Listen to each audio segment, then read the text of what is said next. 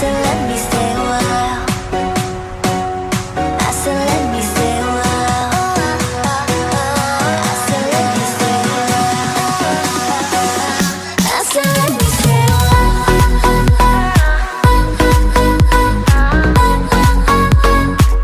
And I said let me stay a while. I said let me stay a while.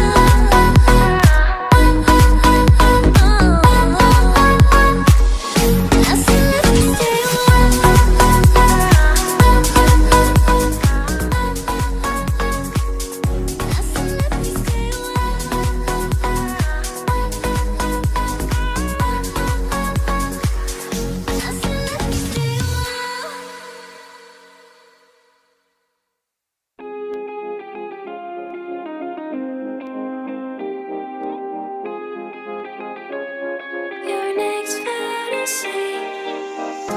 Don't let me go. A broken heart is hard to show. Take me back home. You made my day so wonderful. Give me if you want me. I need you next to me. My feelings ain't living up your next fantasy. Follow me to infinity. Your heart set us free. The story isn't living up your next fantasy.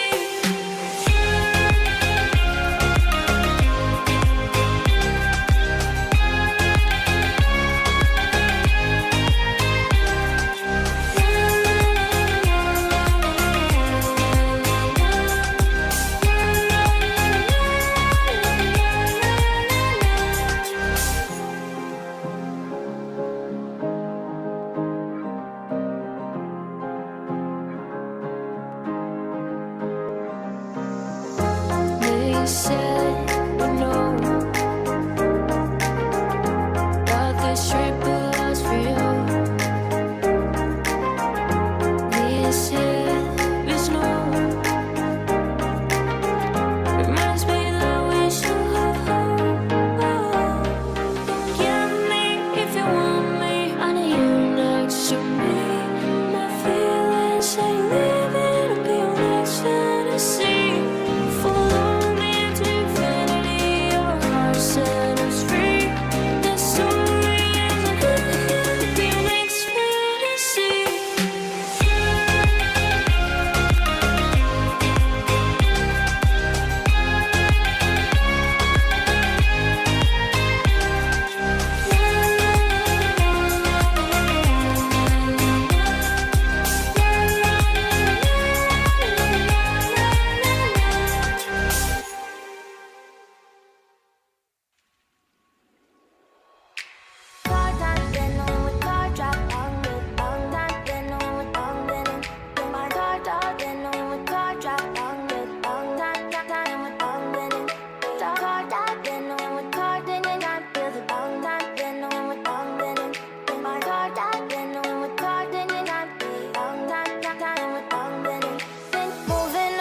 To the sea for a getaway, car top down, and we're driving just to feel young. Moving away to the sea, moving away, can't you see?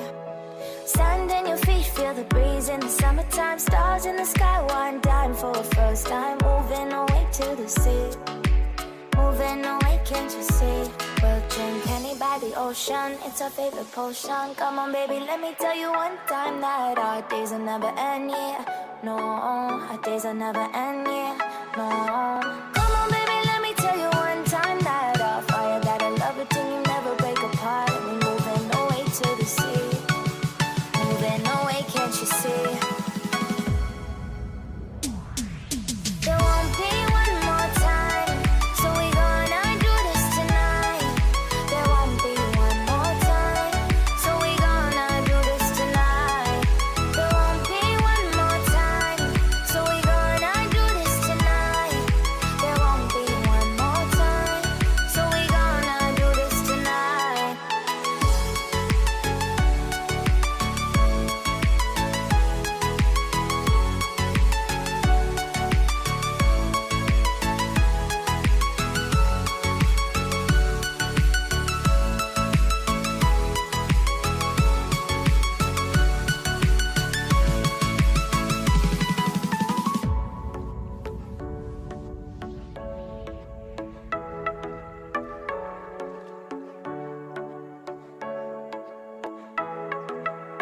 tough, you see, clap your hands to the beat, grab your champagne glass tonight. We toast to freedom in the Caribbean, yeah, in the Caribbean, yeah.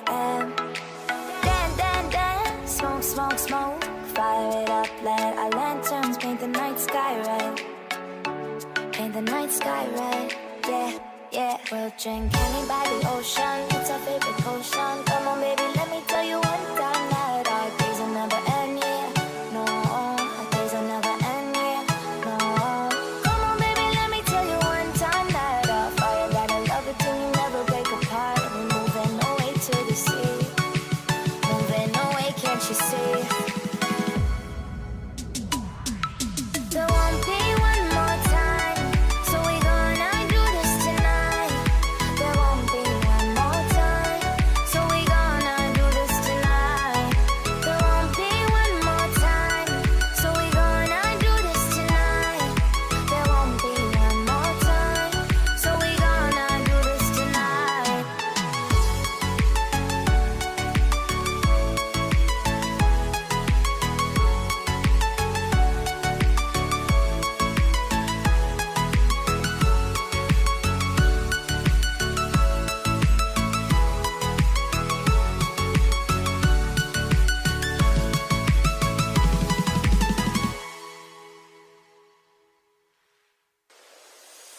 Sometimes there's no one else who loves me like you used to.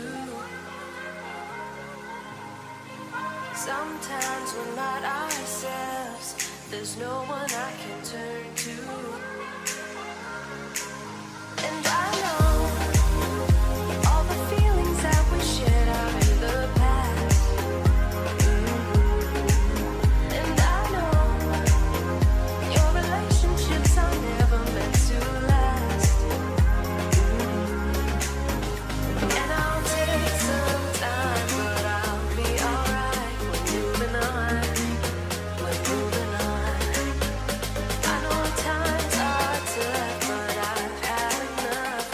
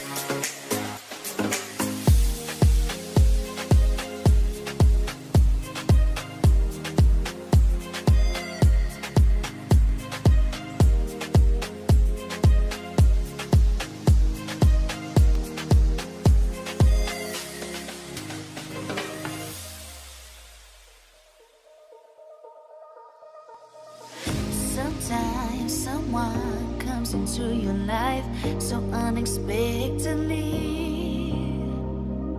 Sometimes someone turns to be the one that gives you everything, just like you did. Took me by surprise, made me complete. You changed my life, made me believe in real love. And now my heart beats, it beats for you. Since you came into my life, I never felt like so in love and so excited, cause you're so right. Now I'm never leaving you, leaving your side, cause you're mine. Mine, mine, mine.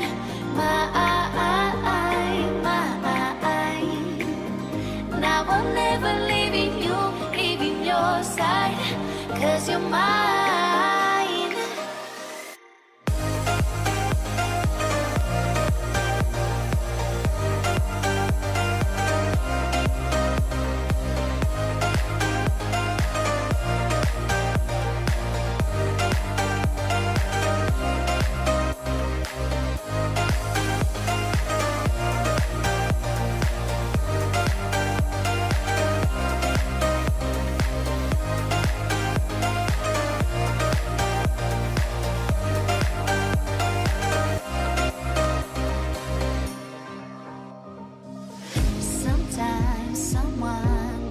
Takes your heart so suddenly.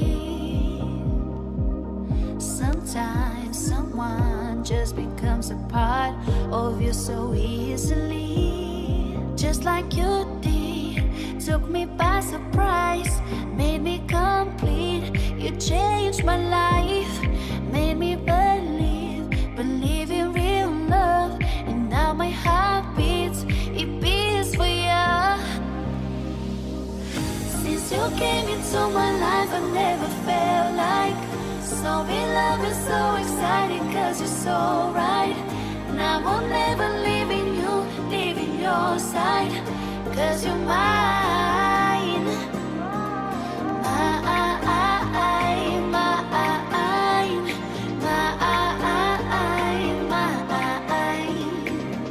Now I'm never leaving you, leaving your side, cause you're mine.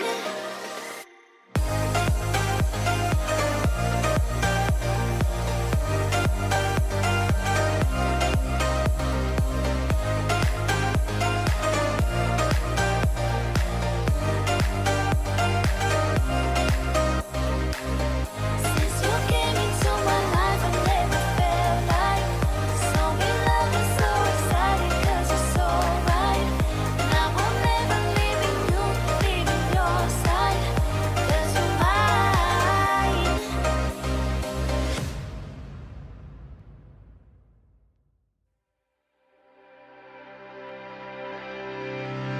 Time will always be on our side. Why don't we find a way to compromise? Don't wanna see both sides. How can we be so blind? Everyone just wants to live. There's still a chance for us up in the stars above. We could find peacefulness. It's not too late. We can be saved. I'm feeling more alive and I see hope on the horizon. It's not too late. We can be saved. I'm feeling more alive and I see hope on the horizon. Feel it, feel it,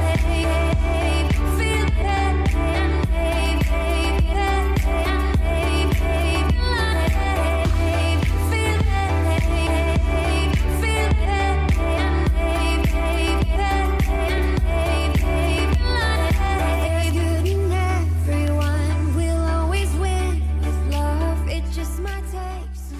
You take me away to a foreign place. Only love awaits, and we'll get there at the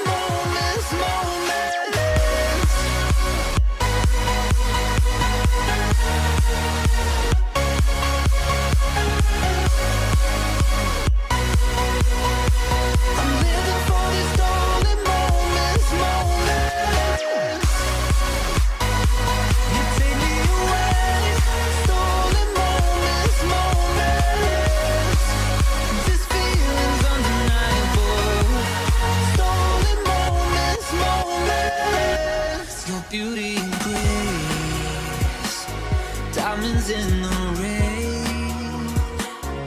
My heart set ablaze, it's ignited and it can't be tamed. Oh, I know, and you know that this feeling's undeniable. Oh, I know, and you know that it's indescribable. With you, I swear the world slows down. It feels like time is frozen. I treasure what we have right now. I'm living for these stolen moments. With you, I swear the world slows down. It feels like time is frozen. I treasure what we have right now. I'm living for these stolen moments.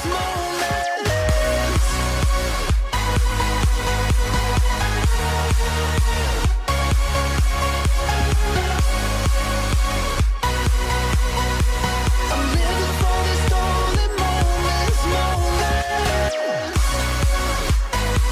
With you, the world slows down.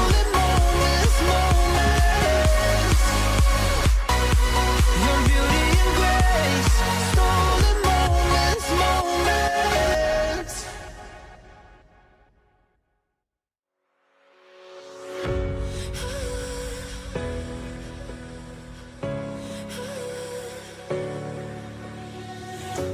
I'm hopeless in the crossfire.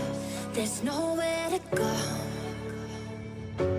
I'm holding my desires. My heart overflows.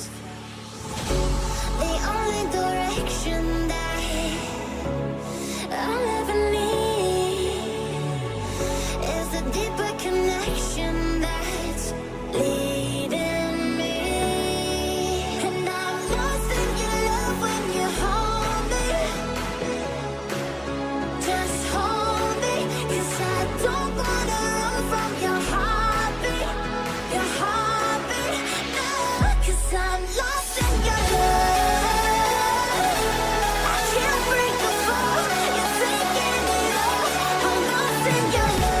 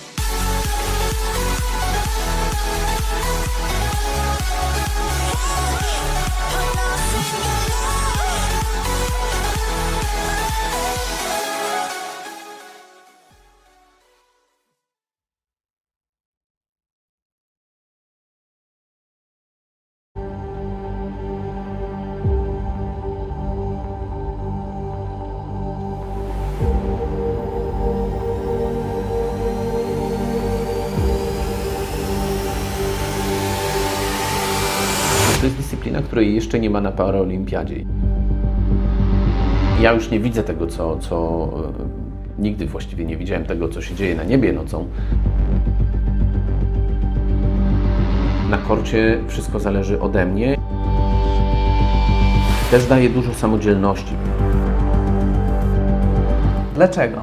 Bo lubię. Bardzo mocno rozwija słuch, koncentrację na tym, co słyszysz, dźwięki wszystkie dookoła. Było tak, że ludzie nie muszą się zastanawiać, czy w ogóle można, czy nie można. Jest dla mnie niesamowite, że możemy uczestniczyć trochę w takiej historii rozwoju sportu w Polsce.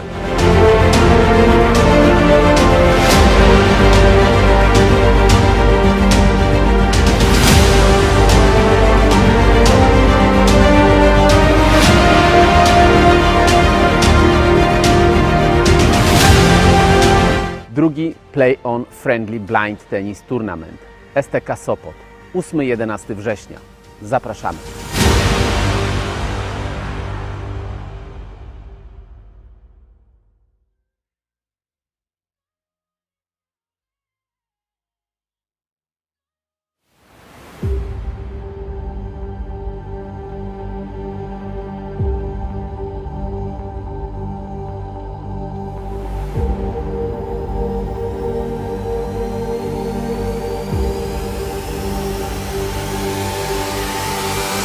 To jest dyscyplina, której jeszcze nie ma na paraolimpiadzie.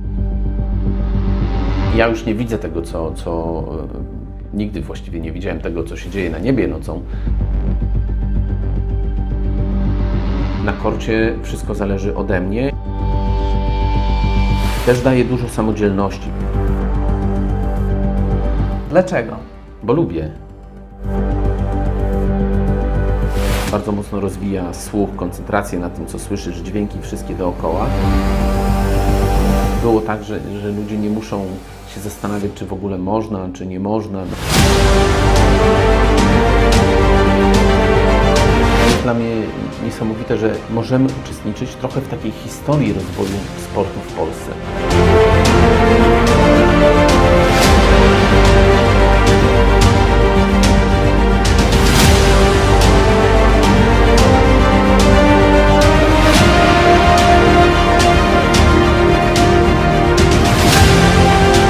Drugi Play On Friendly Blind Tennis Tournament STK Sopot 8-11 września. Zapraszamy.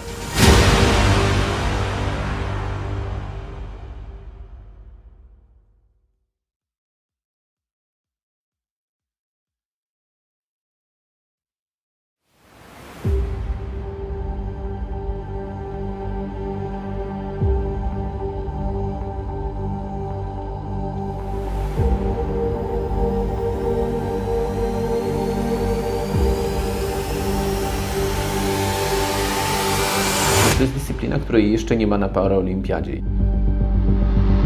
Ja już nie widzę tego, co nigdy właściwie nie widziałem tego, co się dzieje na niebie nocą. Na korcie wszystko zależy ode mnie. Też daje dużo samodzielności. Dlaczego? Bo lubię. Bardzo mocno rozwija słuch, koncentrację na tym, co słyszysz, dźwięki wszystkie dookoła. Było tak, że ludzie nie muszą się zastanawiać, czy w ogóle można, czy nie można. Jest dla mnie niesamowite, że możemy uczestniczyć trochę w takiej historii rozwoju sportu w Polsce.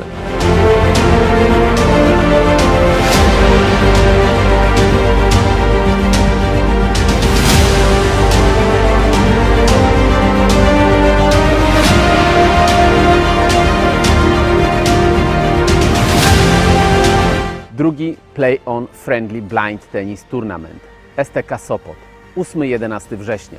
Zapraszamy.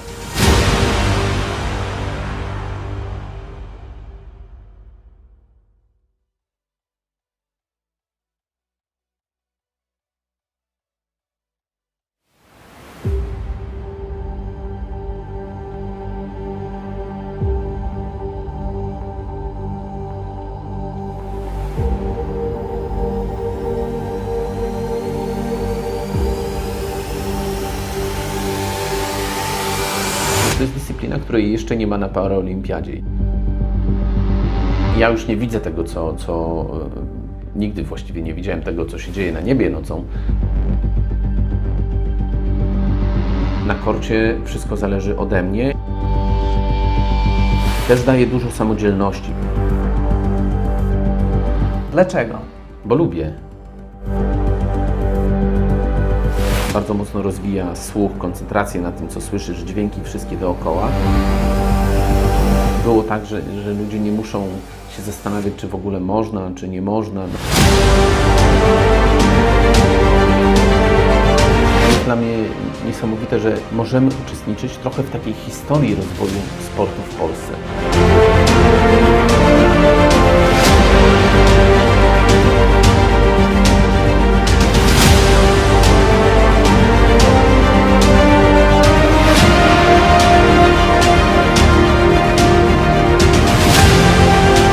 Drugi Play-on Friendly Blind Tennis Tournament STK Sopot 8-11 września. Zapraszamy.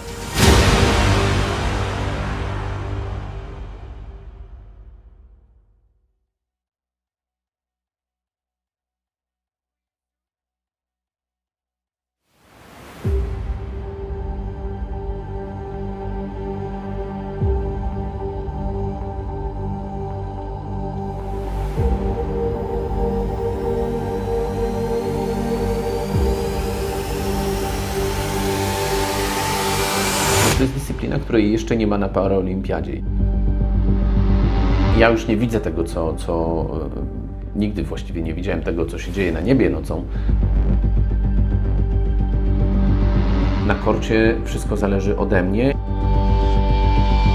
Też daje dużo samodzielności. Dlaczego? Bo lubię. Bardzo mocno rozwija słuch, koncentrację na tym, co słyszysz, dźwięki wszystkie dookoła. Było tak, że ludzie nie muszą się zastanawiać, czy w ogóle można, czy nie można. Jest dla mnie niesamowite, że możemy uczestniczyć trochę w takiej historii rozwoju sportu w Polsce.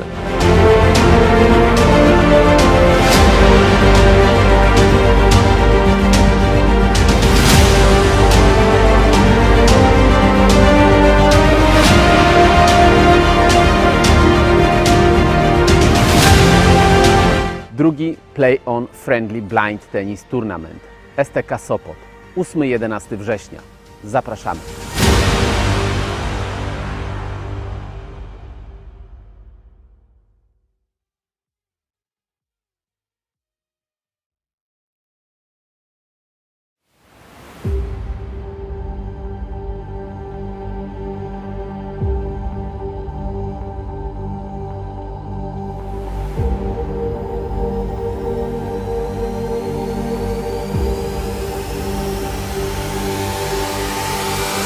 To jest dyscyplina, której jeszcze nie ma na paraolimpiadzie.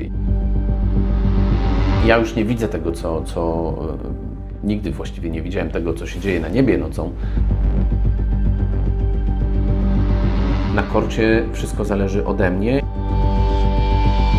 Też daje dużo samodzielności. Dlaczego? Bo lubię. Bardzo mocno rozwija słuch, koncentrację na tym, co słyszysz, dźwięki wszystkie dookoła. Było tak, że ludzie nie muszą się zastanawiać, czy w ogóle można, czy nie można. Jest dla mnie niesamowite, że możemy uczestniczyć trochę w takiej historii rozwoju sportu w Polsce.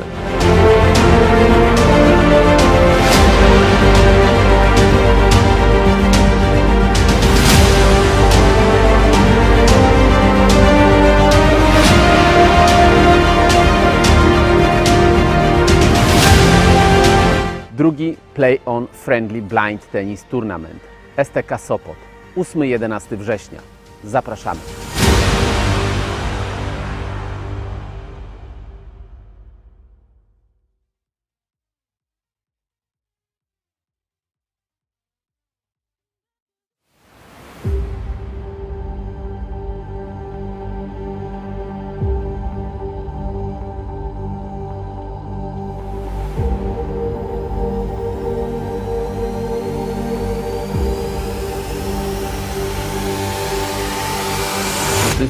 której jeszcze nie ma na paraolimpiadzie.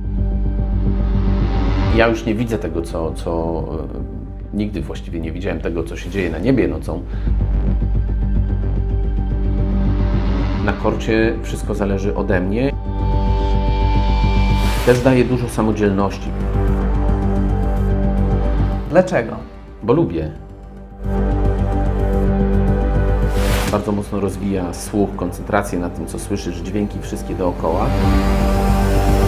Było tak, że ludzie nie muszą się zastanawiać, czy w ogóle można, czy nie można. Jest dla mnie niesamowite, że możemy uczestniczyć trochę w takiej historii rozwoju sportu w Polsce.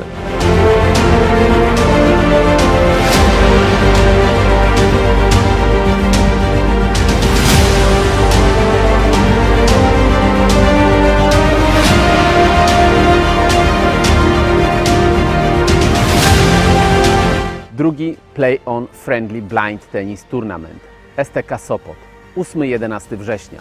Zapraszamy.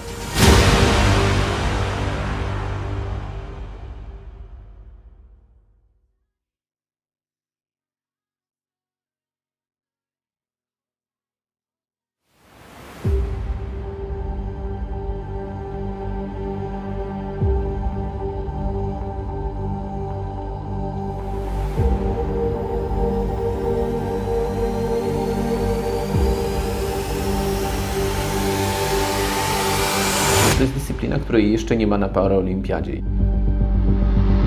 Ja już nie widzę tego, co nigdy właściwie nie widziałem tego, co się dzieje na niebie nocą. Na korcie wszystko zależy ode mnie. Też daje dużo samodzielności. Dlaczego? Bo lubię. Bardzo mocno rozwija słuch, koncentrację na tym, co słyszysz, dźwięki wszystkie dookoła. Było tak, że ludzie nie muszą się zastanawiać, czy w ogóle można, czy nie można. Jest dla mnie niesamowite, że możemy uczestniczyć trochę w takiej historii rozwoju sportu w Polsce.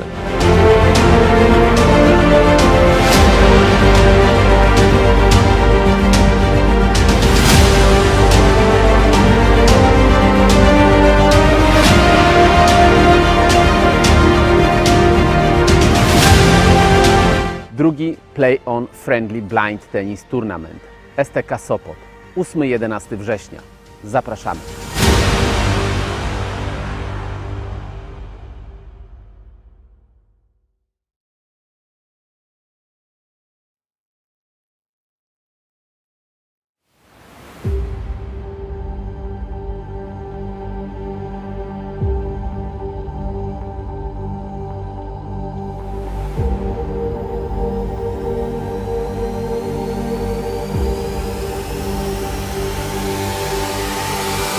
To jest dyscyplina, której jeszcze nie ma na paraolimpiadzie. Ja już nie widzę tego, co nigdy właściwie nie widziałem tego, co się dzieje na niebie nocą. Na korcie wszystko zależy ode mnie. Też daje dużo samodzielności. Dlaczego? Bo lubię. Bardzo mocno rozwija słuch, koncentrację na tym, co słyszysz, dźwięki wszystkie dookoła.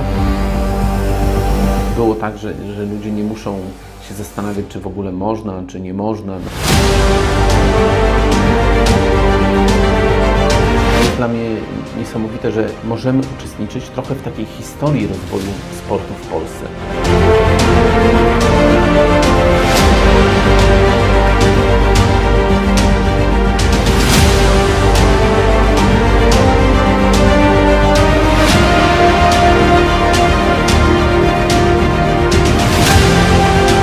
Drugi Play-on Friendly Blind Tennis Tournament STK Sopot 8-11 września.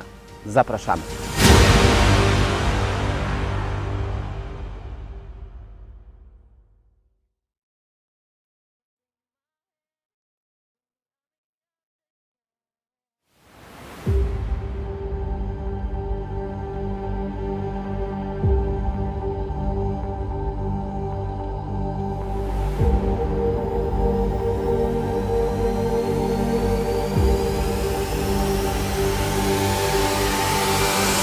jest dyscyplina, której jeszcze nie ma na paraolimpiadzie.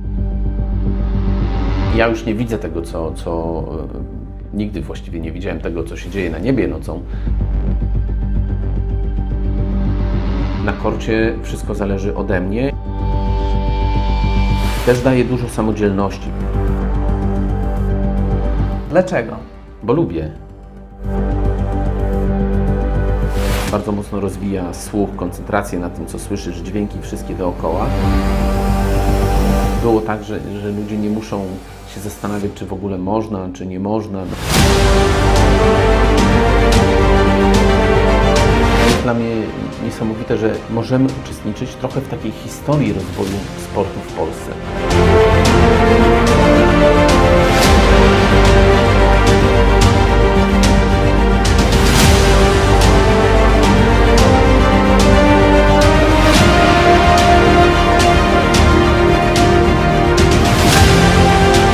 Drugi Play-on Friendly Blind Tennis Tournament STK Sopot 8-11 września. Zapraszamy.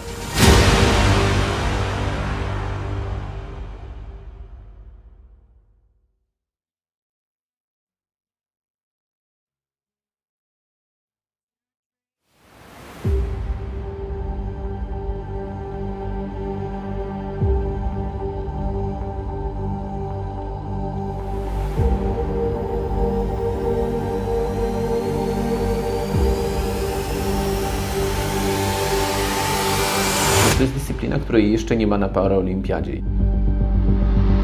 Ja już nie widzę tego, co nigdy właściwie nie widziałem tego, co się dzieje na niebie nocą. Na korcie wszystko zależy ode mnie. Też daje dużo samodzielności. Dlaczego? Bo lubię. Bardzo mocno rozwija słuch, koncentrację na tym, co słyszysz, dźwięki wszystkie dookoła. Było tak, że ludzie nie muszą się zastanawiać, czy w ogóle można, czy nie można. Jest dla mnie niesamowite, że możemy uczestniczyć trochę w takiej historii rozwoju sportu w Polsce.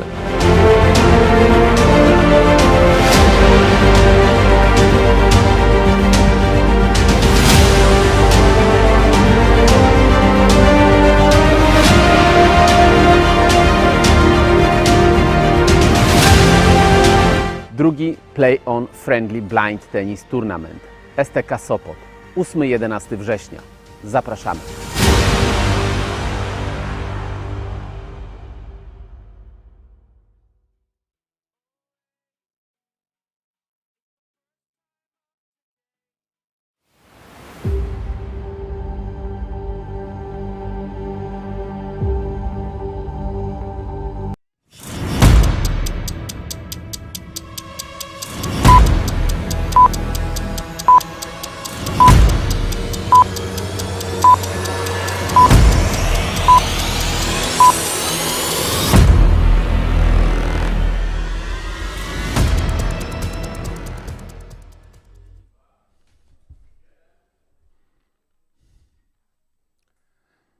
Dzień dobry, witam Good serdecznie afternoon. wszystkich Welcome, everyone. Państwa, wszystkich, którzy Welcome zechcieli to all those of you przybyć who do have Hevelianum na come Górę here to Gradową. the Center Witam Hevelianum. wszystkich, którzy oglądają Welcome nas to all of aktualnie you watching na us kanałach YouTube. online on our YouTube Bardzo się cieszę, channel. że jesteście z nami. I'm very happy Zaczynamy to na pewno have you pierwszą with w us. Polsce We're międzynarodową beginning the first in konferencję Poland, definitely dotyczącą international rozwoju conference tenisa ziemnego dealing with the osób development of niewidomych i blind tennis słabowidzących. Bardzo serdecznie witam for the wszystkich blind and gości, visually ale impaired. przede So a wszystkim warm chciałbym welcome powitać, podziękować to all of our guests, naszych and first and partnerów. foremost I'd like to thank our Gdańska partners, Fundacja the Rozwoju Gdańsk Foundation of Regional bez której Development, the foundation prawdopodobnie to wydarzenie without mogłoby się which nie quite odbyć. likely this event would not have Współorganizują z nami been zarówno possible. They are konferencję, co-organizing jak with us the i conference turniej. as well as the tournament Bardzo itself. chciałbym So podziękować I'd like partnerom to thank takim jak Polski Związek our sponsors, our Tenisowy, partners, such BNP as the Paribas, Polish Tennis Hevelianum, Association, Berlin Paribas, STK Hevelianum Sopot. Center, STK Sopot. Who else? I've forgotten. Chorzów, tak, miasto Chorzów, yes, właśnie, the city of miasto Chorzów. Bardzo dziękujemy strefie tenisa. Thank you very naszym much sponsorom. for the Strefa Tenisa, Tennis Zone, Ufundowała our sponsor who Państwa has dla zawodników. founded for the competitors some souvenirs. Ladies and gentlemen, I'd like you to know that the honorary patronage over the tournament, Play on Friendly Blind Tennis Tournament 2, has been taken over by the president of the city of Gdańsk and the president of the city of Sopot. The media patronage is by gdańsk.pl. So, a round of applause, yes, thank you. So we've started 5 minutes over time, so I'll try to make up for it because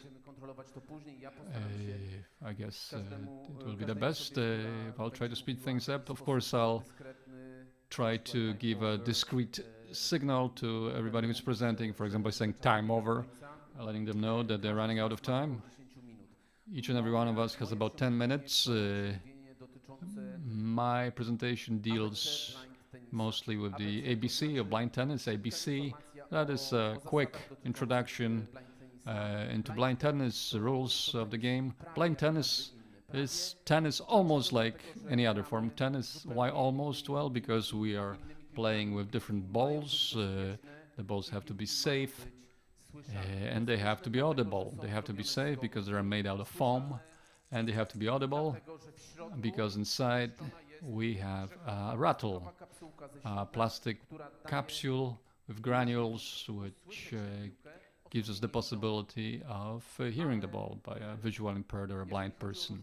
As far as the differences, that's not all. Additional difference is that for a blind person, the ball can bounce 3 times on the court. Why 3 times? Because the first bounce from the court is information where the ball is. The second is probably information where the ball is going, the direction it's traveling in. And the third bounce gives the time to prepare to hit the ball. The tennis court itself is adapted in size to the level of visual impairment, I like to say, but that's not quite precise, I suppose, to visual dysfunction. Rather, it's scaled. The smallest court is for the category B1, 2, 3, and 4. Doesn't say much for a layperson, but these are categories which divide us, competitors, players, based on the level of visual impairment. B1, completely blind. B2, strongly visually impaired. B3, seeing somewhat better. And B4, and I'm laughing a little bit here, this is to me a bit as sort of as if seniors playing tennis or who are beginning to lose their sight, they can gradually join the category B4, but that's just my private suggestion. As far as differences in court size, court for the category B1, the length, the court is about 1 meter less wide on each side. For all other categories, the court is three quarters of classic court. The width, the same as in the first case. That's pretty much as far as the rules are. Maybe a little bit of the rackets. They're normal, but junior size, 23 inches for B1, and the other category is 25 inches maximum size. That's pretty much it as far as quick intro, quick differences between blind tennis and classic tennis. I was also to tell you very quickly about what, where, how, and where from. In other words, how you can start if perhaps any of you present here or some of you watching us online, some tennis school, perhaps they might decide that they would organize a group of blind tennis or visual impaired tennis players. What I recommend in this case is to contact us, the foundation. Jakimi inaczej, saying differently, because, well, together we're stronger, obviously, and I think then it's much easier to make a difference as far as questions of subsidies or sponsoring. Of course, each and every unit, each and every sports club can reach can try to get subsidies provided by the state, by the cities, regional subsidies, small subsidies for 2, 3, 5 people. These are sufficient funds allowing to play. I think the most difficult issue is the question of balls. We do have a certain idea here. We are still working on it, but to start with, we're able to give you some tips here. Of course, bigger subsidies from the Ministry of Sport, the International Rehabilitation Center for the Disabled, and also our project, the Academy of Blind Tennis and Tennis for Visually Impaired. It's functioning thanks to subsidies that we get from the ministry. That's pretty much all from me. At this point, our specialists will connect with the guru of blind tennis, Maurizio. I just remember, if you don't listening me, of course, at the beginning, if you don't, if you're confused because I'm talking by Polish and you would like to know everything, you should take the phone, phone to the ears and connect with Facebook or YouTube. There is the translate for English or for Polish.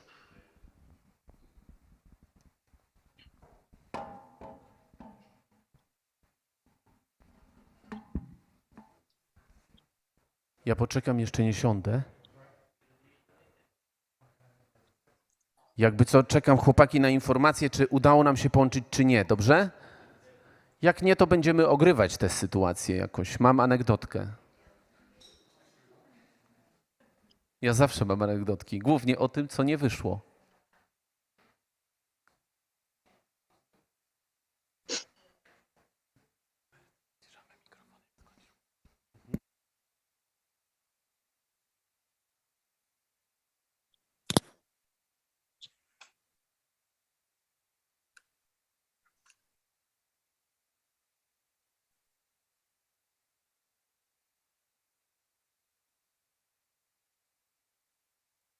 Morris, I think you can talk about IBTA now. It's your turn.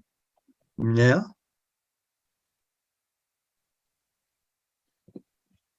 Thank you very much. I'm not sure if everyone can hear me. It's my name is Morris Gleeson, President of the International Blind Tennis Association. And first of all, I would like to say it's been a great honor for me to be a part of this, to have this position for the last 2 years. However, having said that, it's been incredibly difficult, as we all know, because of the COVID, right throughout the world. Many individuals, many countries have been affected in many different ways, in some severe impact on the world. Having said that, I would like to acknowledge and thank the executive members of my team, particularly Chris Kaplan and Martin and Alistair Lee for their contribution. They've been very proactive, and we had some other supporters like Savimir here, who some may know, has been assisting me. I also would like to acknowledge the previous members of the executive committee, because the International Blind Tennis is a very major undertaking trying to develop it on an international scale. I think we have a great opportunity to go forward. We have our elections coming up in November for the executive position, and that'll be sent around to all the country reps shortly. And I would seriously encourage everyone to think about if they know of people who could come onto our board, who come with knowledge and experiences, capability, etc., to help to grow and develop blind tennis. It's a great sport. Many different countries are developing it in different ways, but we have a lot of challenges ahead of us, but I'm sure they can be overcome. We need to learn how to better communicate with each other both on a regional and a global communication, so countries can share their ideas and their experience together, what works, what doesn't work, what we can improve on. The area of technology is something we need to develop more so we can have better communication. And it's great to see what's happening in the design and the ongoing development of the tennis ball. So I congratulate all those who are doing that. The other area that is a concern, we need to put in good financial processes so IBTA can become financially stable, and so they can grow their finances to be able to be able to operate effectively. These are all ideas and dreams and desires that I think a good organisation needs to have. We need to develop good governance. However, I believe that blind tennis is developing and is growing all the time. Here in Australia, we have been going for nearly 10 years, but in the last 4 years, we've become more national. So we have a lot more players right throughout our country. So that's a good sign. And I've heard other countries doing similar things. I found it difficult during COVID that we couldn't be able to communicate as much as I would have liked to. So I apologize for that, but these things happen. I'm not sure if there's any other area that I need to carry to talk about.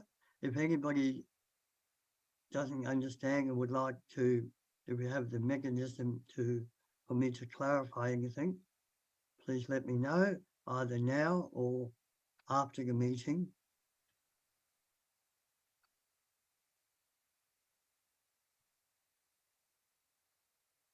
Thank you for this opportunity.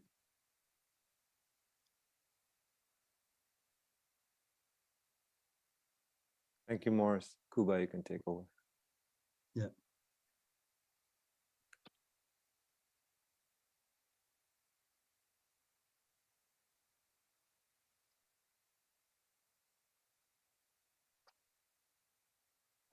Samir, would you like to add?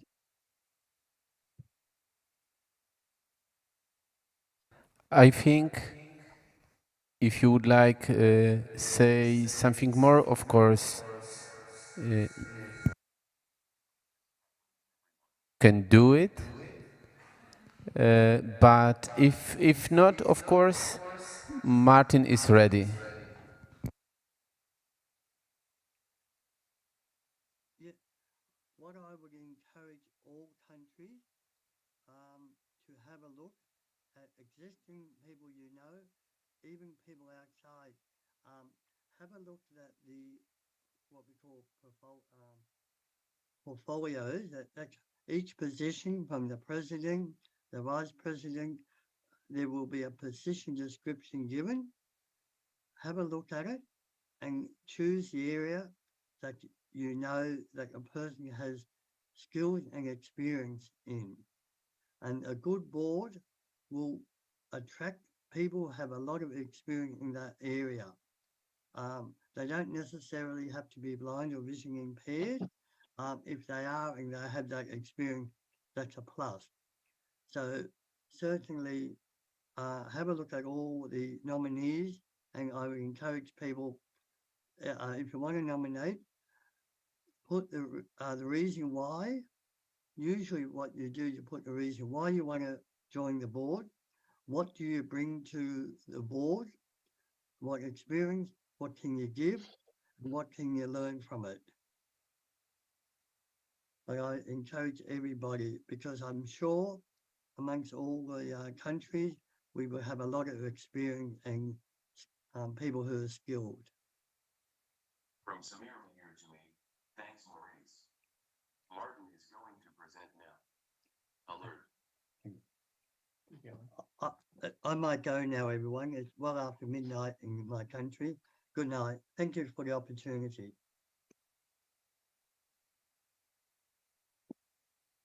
Minimize what's the window. Log off. Fire log start.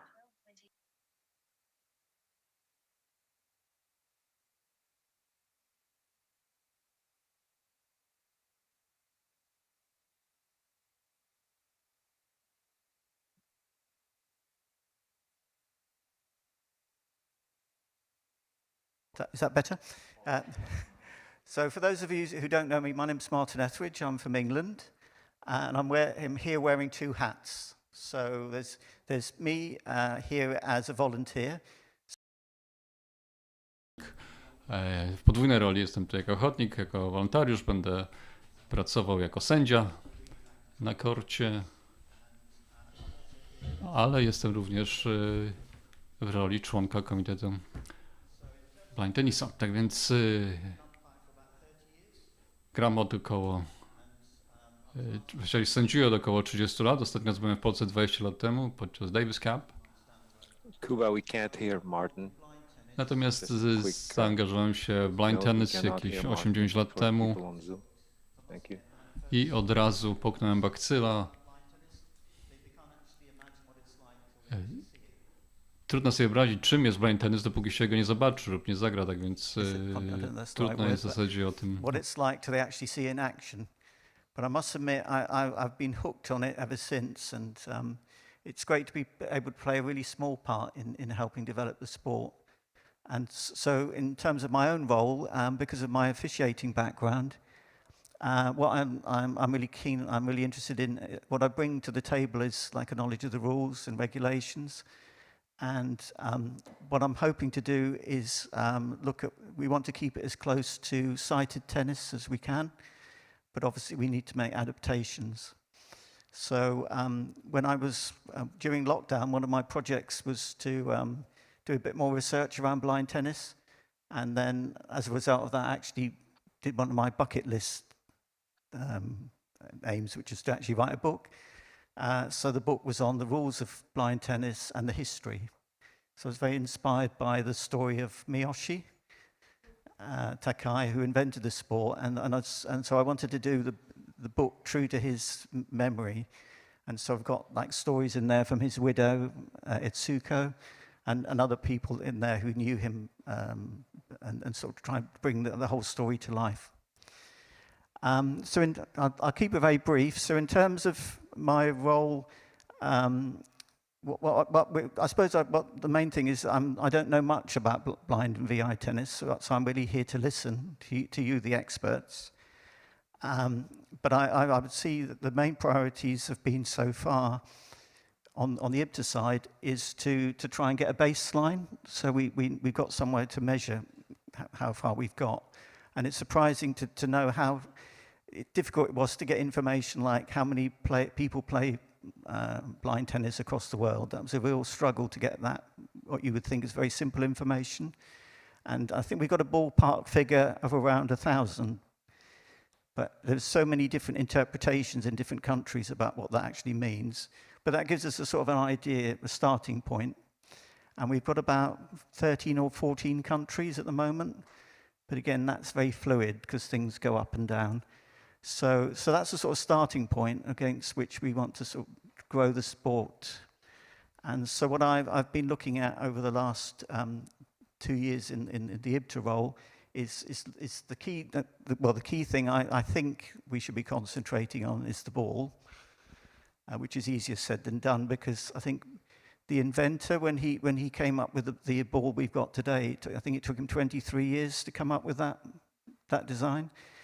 So it stood the test of time, but I think now is probably the time to look at where we go next. So we've been getting feedback on, there's a new ball that was out there, which we were able to send to some of the countries, but not all of them. And so we're getting feedback on this new ball. And the challenge, I think, for us is to get a ball that is cheap or affordable, one that you can hear when you're playing, but at the same time is tough enough that it doesn't sort of fall apart after a few games.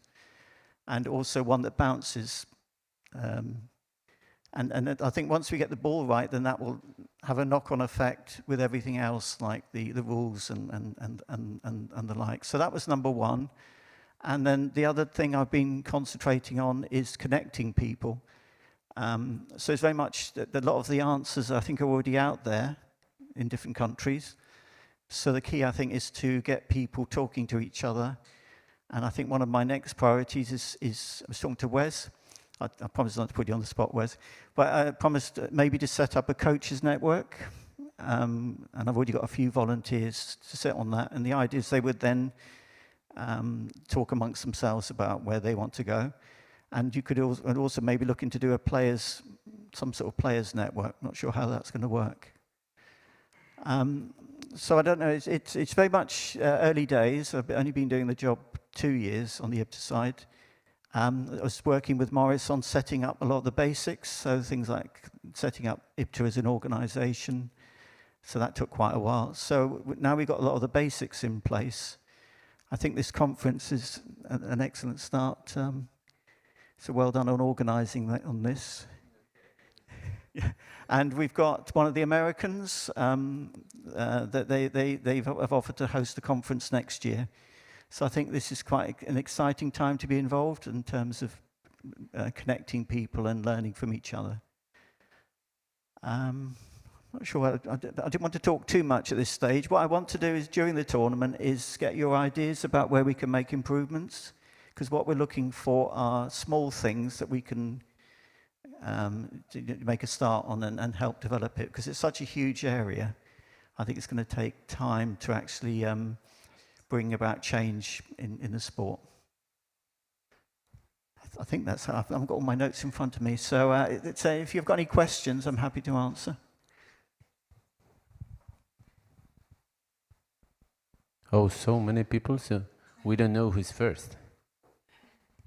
Or you can catch me anytime during the next 4 days as well. Well, I was thinking we could have a board or something where people jot down ideas. Then that's another way of sort of feeding back any ideas you've got.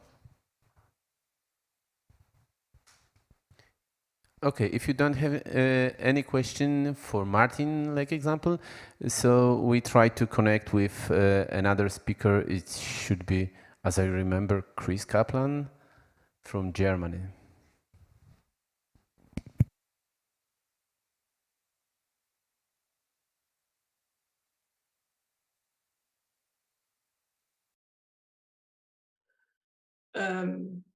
Anybody who can hear me can, who wants to see me can do so on Facebook. Robert, first of all, I would like to compliment you on what I think is a very major and massive effort of organizing such a huge tournament across 2 cities, which I have had the unfortunate not to have visited, but which I know are very beautiful. And it's a very pity I'm not there at the locations to congratulate you in person. I was asked to talk about tennis and how it developed in Germany, so I will do that. Of course, it has to do a lot with my personal involvement in tennis. Now, I have always been passionate about tennis ever since my teenage years, which were in the early 90s. I've been watching tennis for hours on end. And I was always wondering, the thought was pondering in my mind, why can't I play tennis? And in 2012, I read somewhere on Google that the Brits were playing tennis and the Japanese were playing tennis, and tennis was brought to Korea, and there had been some initiative in the US. It just never touched down on Germany, and I was quite annoyed about that. At the same time, a young man from Cologne also was wondering why blind people couldn't play tennis, and he was cited, and he was a tennis guy, and that was Niklas, the guy that most of you have probably seen and heard of. And he had the advantage of having had an infrastructure in the tennis community. So what he did alongside with our Association for the Blind is he came up with the idea of setting up an initial tennis workshop. From my previous research, I had made contacts with 2 coaches from the UK, Odette Batterel and Amanda Green, who back then were coaches as well as active tennis players. And we invited them to join our workshop and instructors, both the coaches and the players. So of course, needless to say, I was one of the participants there. And I was wondering how it can happen that a blind person can hit a ball with a racket. I could never imagine that. And when I was told that it's very easy, in fact, I was thinking, okay, you can tell me whatever you want.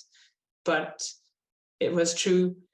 Of course, with the help of great voluntary coaches, I managed to hit a ball across the net within half a day, and I was struck. I could have never believed the feeling was so great. And I think many others that had joined that initial workshop back then felt the same, because what happened after those 2 days of intensive and very inspirative coaching was that we went home and set up our own, say tennis hotspots or blind tennis hotspots. We started in Rostock, in my home city. We found a tennis coach and his family to coach us. They have an academy on their own, and they accepted the challenge, and we both sides learned how to play tennis. They knew how to play tennis, and we know what we need in order to understand what they want to teach us. And besides that, I learned a lot about the sighted sports. I learned about how to hold a racket, or how Andy Roddick made it so successful, or how Del Potro likes to shoot his major strike and stuff. It was really great fun. And playing on clay was one experience that I had, which I always wanted to have, because I'm a known fan of the clay court tennis. So there were many things that kept inspiring me over the years. And then Cologne joined us, Berlin joined, Frankfurt joined, Löhne in Westfalen joined, which has developed into a major blind tennis center. Hamburg followed, Lüneburg followed. We have some players from Munich, from Berlin. I don't know if I forgot anybody, please forgive me. Frankfurt we have. So we're getting there, we're spreading slowly but steadily. We had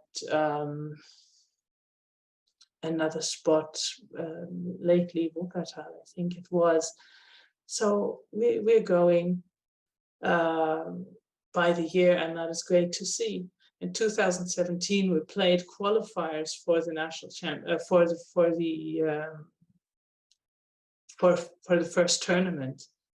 And before that, some brave people, which I was among, went to Spain to join the first tournament, and I came fourth, and I thought that was fantastic. And we had, I think we brought home 1 or 2 medals, if I'm not mistaken. So that was a real success. And that inspired many people to join and try it out with us. In 2018, we had our first national championship. And in 2018, we sent a team to Ireland, and ever since then, we'd always had delegations joining tournaments abroad. We have one very motivated player who is basically a UK native. In order to improve on her skills, she travels to the UK and plays there, because they have a proven wonderful infrastructure of blind tennis. They have many tournaments there, and if you play most of them, that is fantastic. You have no choice but to improve. And of course, it depends on your coach also to help you develop onward. So we're having, as we are now, we're having many places where you can play blind tennis. We have great coaches. We do have an inclusive coaching workshop where you can not only learn about blind tennis, but also about wheelchair tennis, or people with mental disabilities, or people with hearing disabilities. But of course, also about blind tennis, how to instruct it, which is very important. If you want to have players, you have to have instructors. And this is how we are set up. We have a great foundation supporting us over those years, ever since 1916 or 17, I don't remember completely or exactly. And we've had the German Tennis Association supporting us continuously.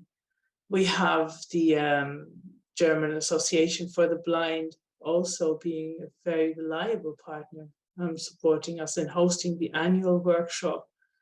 As I said, we have the Luna Tennis Center hosting training camps, hosting the annual national championships with a very motivated coach, Mark.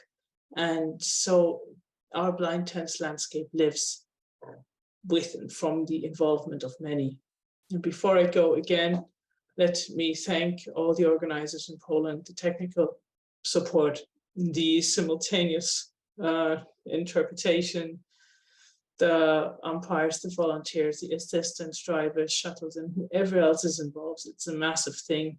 And of course, last and most importantly, Robert, for your drive, your passion, and your vision also. Because if you talk to Robert, he will never be tired of talking about blind tennis, about what he can foresee for the future. And Robert, you are one of the greatest inspiring people that we have in blind tennis. Keep that up. Thank you very much.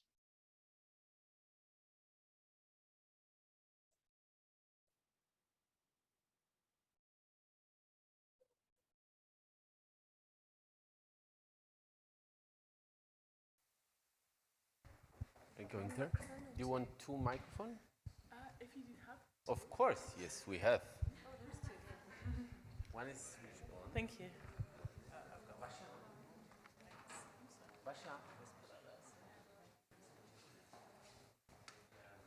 Turn it on. Is it switched on? There you go. Oh, hello. Thank you for having us. My name is Lucy, and I am here as the Sport Development Officer for Metro Blind Sport. And I'm Amanda Green. I'm here representing Metro Blind Sport in London. I'm a trustee of the charity, and I'm a visually impaired player as well. So I'm going to start off. We're going to do a little bit of a double act between us. I'm going to talk a little bit about the history of blind tennis in the UK, and then Lucy will just update you about where we are at the current moment and some thoughts for the future. So we go back to January 2007 when our friends in Japan came over and did a demonstration in London. A few of us were very lucky to see that demonstration, and we watched these totally blind guys playing tennis. They were hitting the ball backwards and forwards over the net, and very inspirational. We left that demo saying, we can do something about this, we want to grow this, we want to be able to play this. And over the coming years, we went on quite a journey, first of all developing blind tennis around London, and we found that we had far too many players, more people interested in playing than we had spaces and we had courts. We then took it around the UK. Chris Kaplan, who spoke a moment ago, she mentioned that Odette and myself had been over to Germany. We couldn't have done that if we had not had the backing of the UK tennis coaching, who supported Odette and myself to make adaptations so that we could do our basic qualifications, so that we had enough knowledge to be able to work alongside the sighted coaches. And we were then able to help develop blind tennis around the UK.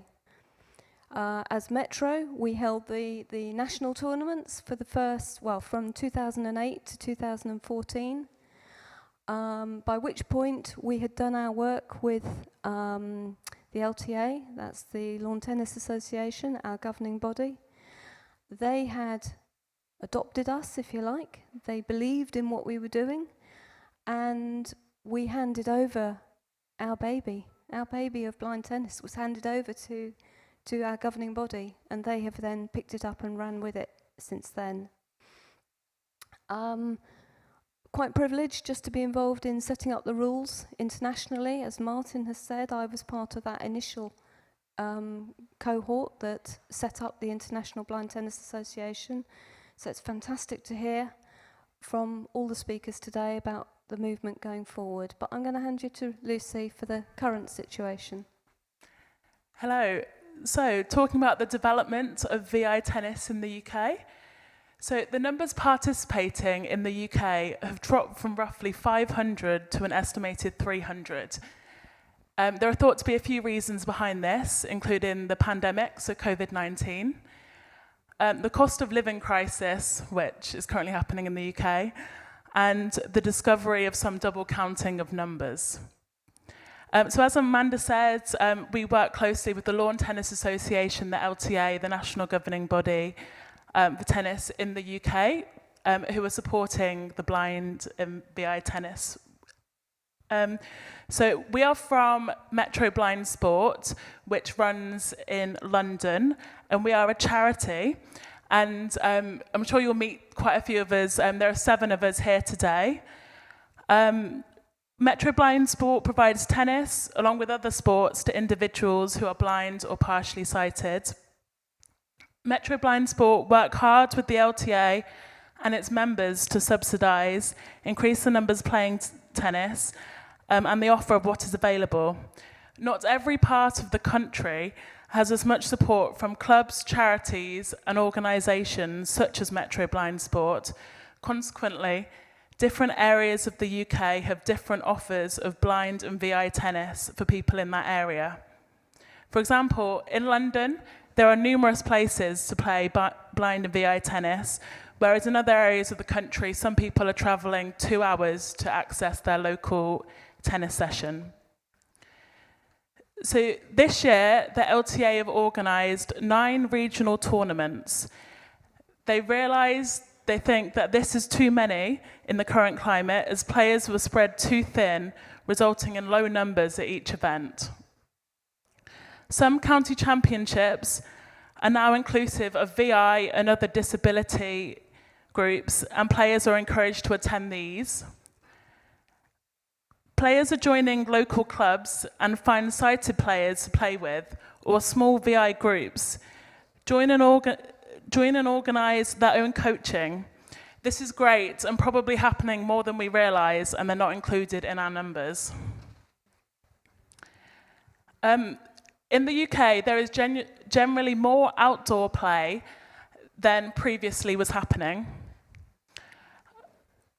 In the UK, coaching is expensive, and in London, and particularly in London, it's difficult to find some coaches, as they are some coaches are charging up to £80 per hour, so the equivalent of €90 per hour.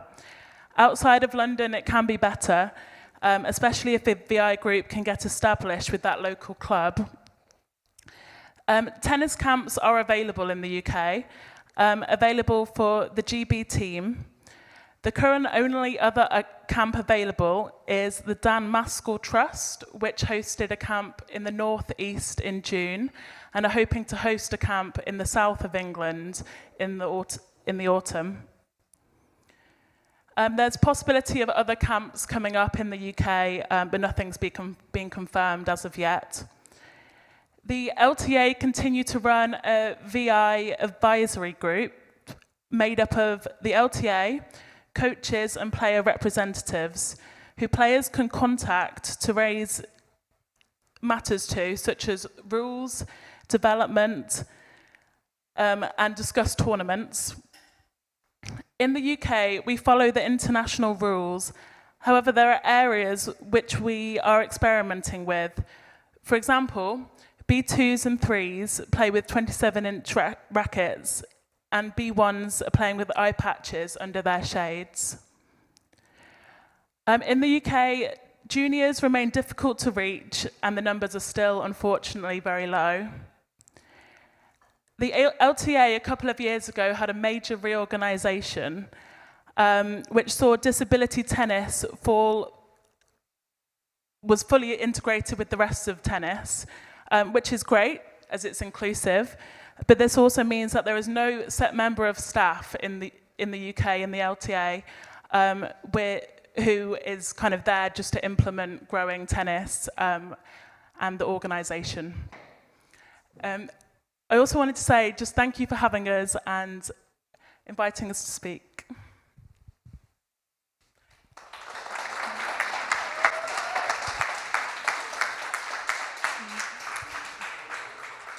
And if there are any questions now or during the rest of the event, please feel free to ask. Take that as a no.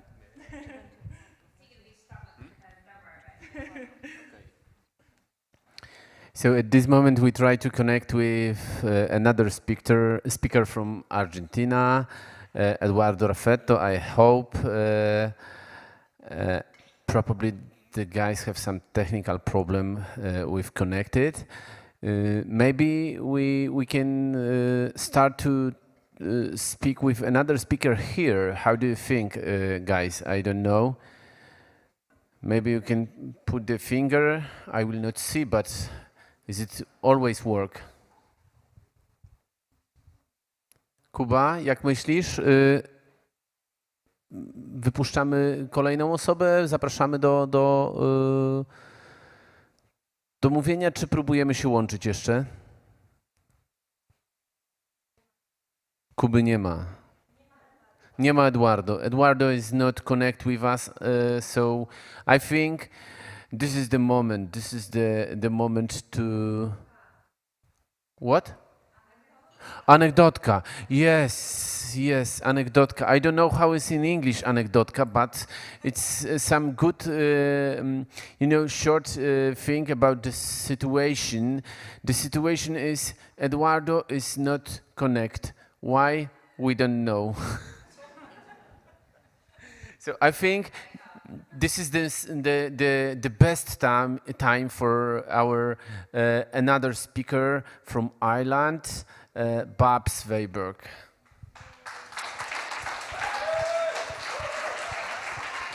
What's the applause? Wow!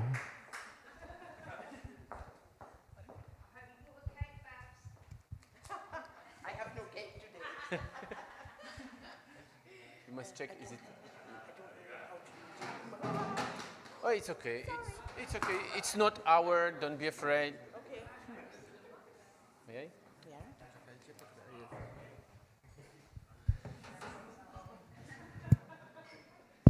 It's working. Okay.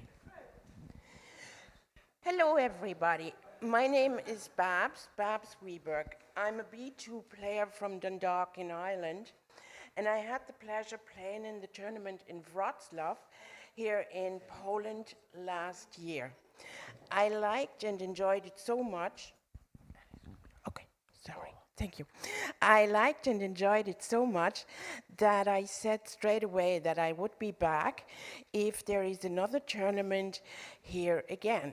And this year, with great pleasure, I can say I'm not on my own.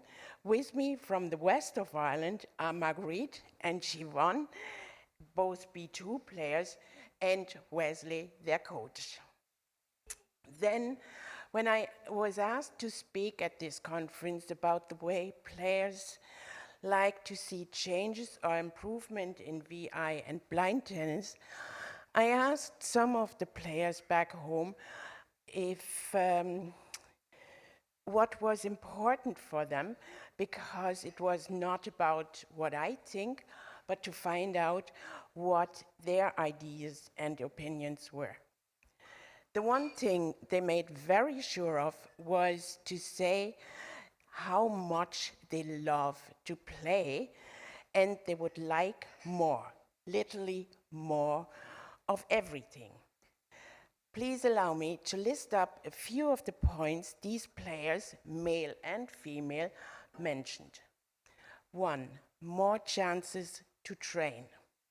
2, more coaches and volunteers to play with. 3, the mentioning of our sport in clubs' websites and portfolios. Let's include our sport there. 4, tournaments, more tournaments nationally as well as internationally, and early mentioning or a list of upcoming tournaments that the players can plan ahead. 6, try to find a fairer system of the categorization. 7, some kind of fundraising system that enables players to ask for a little bit of support towards their travel expenses. And 8, less talk, more doing, what we're going to start doing tomorrow. These are just some of the points mentioned. I hope you don't mind that I'm not going into any details. It was just important to let you know about these ideas and opinions. The officials and experts have to look after the details. Coming back to the momentary lack of tournaments, I have an announcement to make on behalf of Liam O'Donoghue. He's one of the founders of the Irish VI Blind Tennis and passionately involved in its development back home in Ireland. He asked me to tell you that there will be at least one tournament, the exact date is not yet set, in Ireland before the end of the year, and we would welcome international players with open arms. The next Irish Nationals will be held in early February 2023, and we are thinking of the idea if it would be possible to give players from other countries the chance to be included. If you would like to get more information, please feel free to get in contact with me. Before I finish, I would like, from the bottom of my heart, to thank the group of people who so passionately organized these tournaments and all their sponsors they got involved, and to make it happen that we can here live in Gdansk and play in Sopot. They try to think of even the little details to make it comfortable and to make it a comfortable event to stay and play for everybody.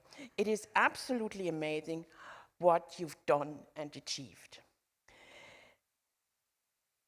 And I speak also on behalf of Marguerite, Siobhan, and Wesley, that we will spread the word back home and hopefully come back to Poland even with a bigger team next year.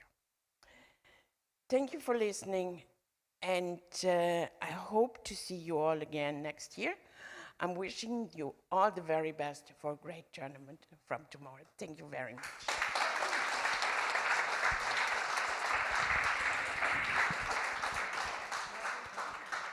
Now you know we have some strange situation. If somebody's asked me before the conference, do you have any plan what you will be talking, what will be happening?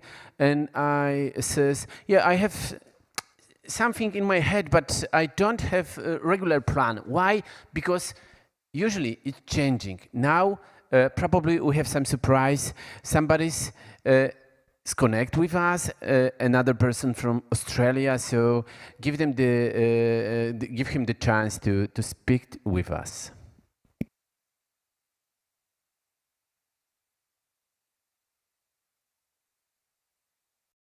Hello, Robert. Hello, everyone. This is Samir.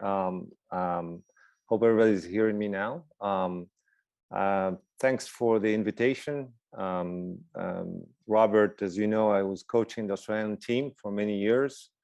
I wanted to share with you the story based on the experience with Morris the past few years and the growth of blind tennis in Australia. Currently, actually, I'm moving to the US, but I want to share with you the lessons learned from a participation and growth of blind and visually impaired tennis. First of all, I'd like to congratulate all the panelists, Martin, Amanda, and everybody else, all the players, and again, the organization. Without people like you, Robert, and the team around you there, I don't think the blind, low vision tennis can grow. One thing we learned a lot in Australia, and there are about 375,000 blind, low vision people in Australia. And how do we get them involved, and how do you reach out to partners to grow the sport. 7-8 years ago, there was only a social program once a week organized by Blind Sports in Melbourne. That's all it was. Today, 7 years later or so, you have tournaments organized in every state of Australia. You have several coaches teaching blind low vision tennis. We have certification process to get certified to teach tennis. You have obviously high performance as well as social tennis involved in every state, and with the support of the Tennis Federation. One thing we learned is getting those partnerships are critical to the growth of the sport. So not only think about the pathway, how to get from social tennis to grow in the sport and improving the level of the players to become international players and at the high level, but also how to grow the grassroots. And these kind of events obviously are very important. So one thing we learn is the partnerships that we have to do, not only working with clubs, local clubs, but also working with state and national governing bodies. So that was a strategy that we worked together with Morris and Gleason and the team in Australia, reaching out to not only Blind Sports Australia, but also to Tennis Australia, which is the Tennis Federation of tennis and the organizers of the Australian Open, as you well know. It took a while to get, I think, to that level, but I think having those three things, working with club, state, and national, is very important. Obviously, in Europe, it's a bit structured differently. Basically, it's club, city, and national federation. But I think those partnerships were critical to the growth of tennis. Right now, we have a national camp with a national tournament going on, and hopefully, eventually, I think having an international tournament like we used to in Dublin in Spain coming up. The other thing I would like to stress and raise is the role of exchanging information, as Morris mentioned, communication, but especially making something more concrete for the players. How do you engage with other countries? How do you engage with other countries, players and coaches? How do you share the information? And we found out that the exchange program that we had, Australia had with Singapore, it started with Japan first, and then it went with Singapore, was very important in actually raising the profile of blind low vision and tennis in the region. So now we have a program that's on yearly basis. A team would travel to Singapore and spend time there, bringing players and coaches, and vice versa, where people would bringing players from Singapore back to Australia and expose them to other players, have coaches as well that look at techniques and methodologies. And Martin has been aware of that for a while now, and I think hopefully with his support we can grow that exchange program from a technical and coaching perspective. I think all these things I can attest and I can vouch that have been working very well. And for any sport, I think grassroots tennis is important, and also partnerships are important to grow that grassroots. So I think they go in parallel. So again, it's a success story that Australia is proud of sharing with the rest of the world. And I think with any country, they have their success stories. The goal is to get all those success stories combined and sharing the lessons learned with each other. And I hope that we'll keep doing these things, like you conference now for the pre-tournament or pre-event in Poland. And would love to see more. And I think there is just a great future for the sport. And again, congratulations to all involved in organizing this event. And hopefully we'll see more of it. And thank you, Robert, for the invitation.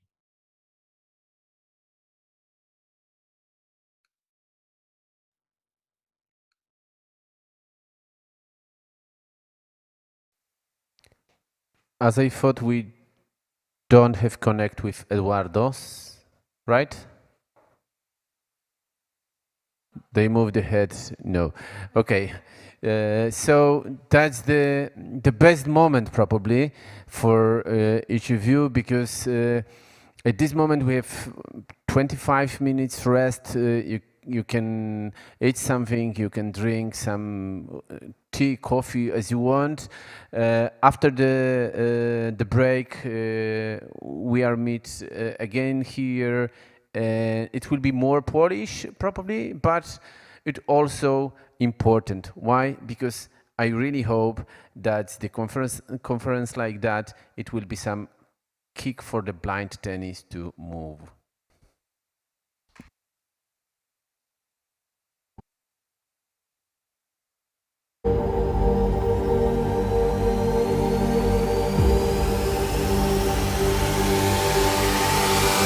To jest dyscyplina, której jeszcze nie ma na paraolimpiadzie.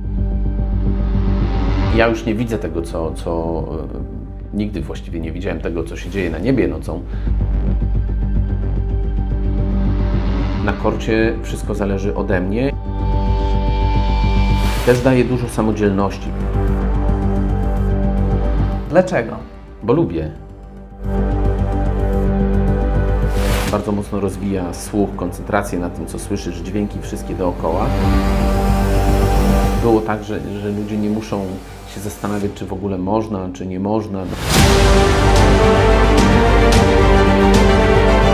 Jest dla mnie niesamowite, że możemy uczestniczyć trochę w takiej historii rozwoju sportu w Polsce.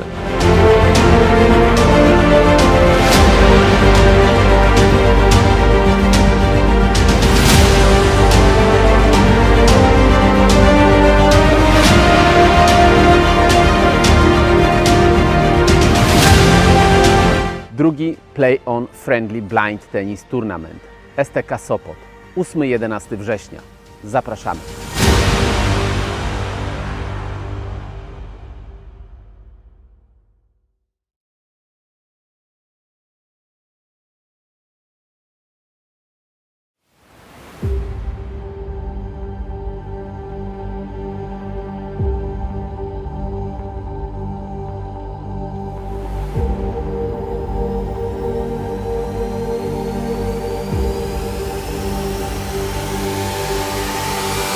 To jest dyscyplina, której jeszcze nie ma na paraolimpiadzie.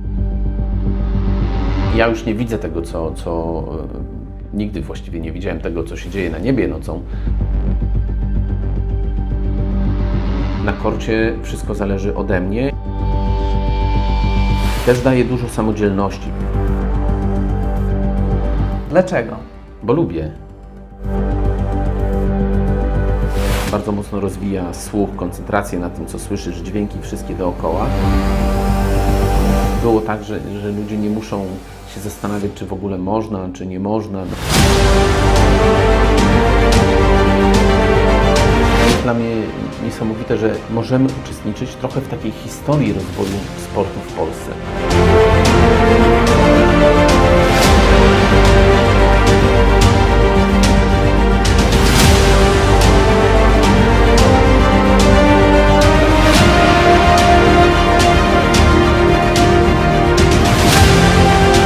Drugi Play-on Friendly Blind Tennis Tournament STK Sopot 8-11 września.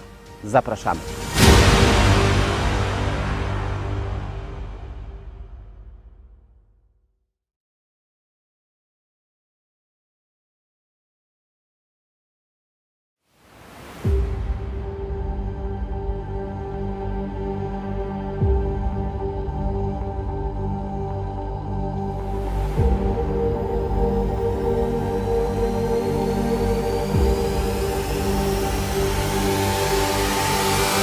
To jest dyscyplina, której jeszcze nie ma na paraolimpiadzie.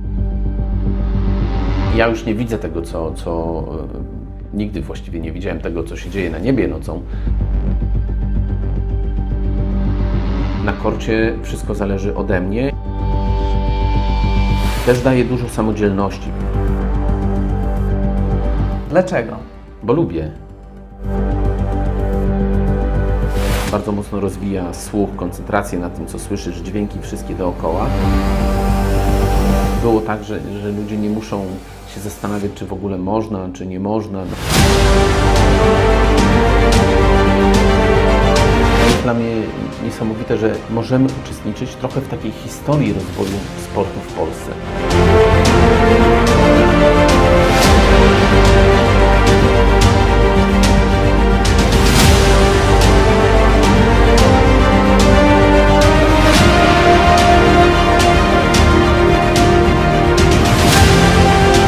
Drugi Play On Friendly Blind Tennis Tournament STK Sopot 8-11 września. Zapraszamy.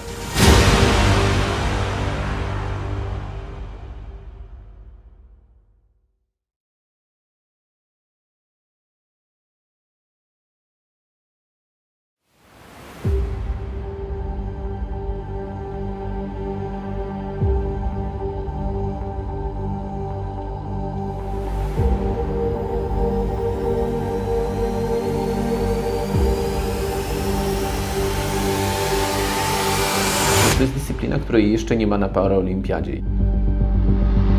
Ja już nie widzę tego, co nigdy właściwie nie widziałem tego, co się dzieje na niebie nocą. Na korcie wszystko zależy ode mnie. Też daje dużo samodzielności. Dlaczego? Bo lubię. Bardzo mocno rozwija słuch, koncentrację na tym, co słyszysz, dźwięki wszystkie dookoła. Było tak, że ludzie nie muszą się zastanawiać, czy w ogóle można, czy nie można. Jest dla mnie niesamowite, że możemy uczestniczyć trochę w takiej historii rozwoju sportu w Polsce.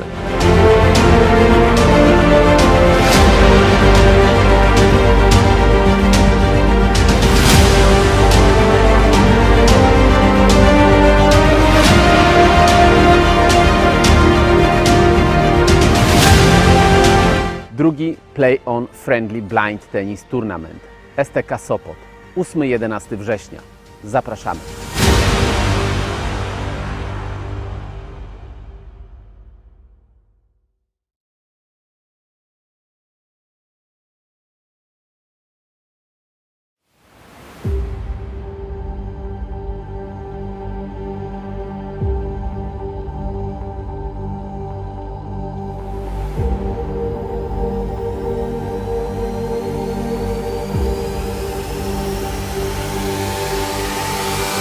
To jest dyscyplina, której jeszcze nie ma na paraolimpiadzie.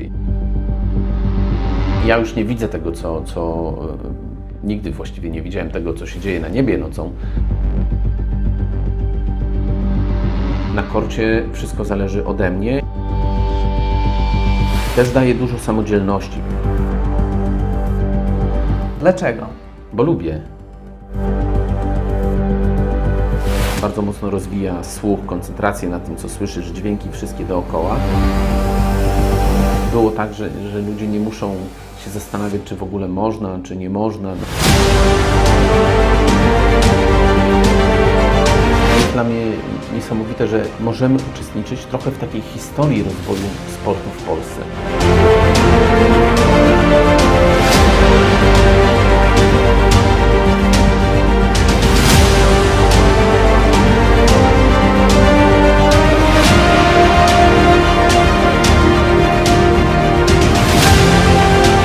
Drugi Play On Friendly Blind Tennis Tournament STK Sopot 8-11 września.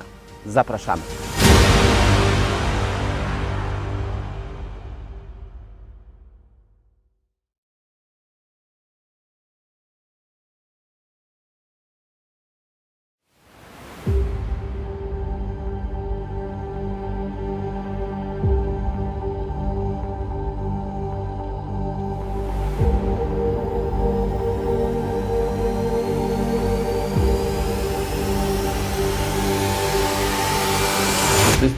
której jeszcze nie ma na paraolimpiadzie. Ja już nie widzę tego, co nigdy właściwie nie widziałem tego, co się dzieje na niebie nocą. Na korcie wszystko zależy ode mnie. Też daje dużo samodzielności. Dlaczego? Bo lubię. Bardzo mocno rozwija słuch, koncentrację na tym, co słyszysz, dźwięki wszystkie dookoła. Było tak, że ludzie nie muszą się zastanawiać, czy w ogóle można, czy nie można. Jest dla mnie niesamowite, że możemy uczestniczyć trochę w takiej historii rozwoju sportu w Polsce.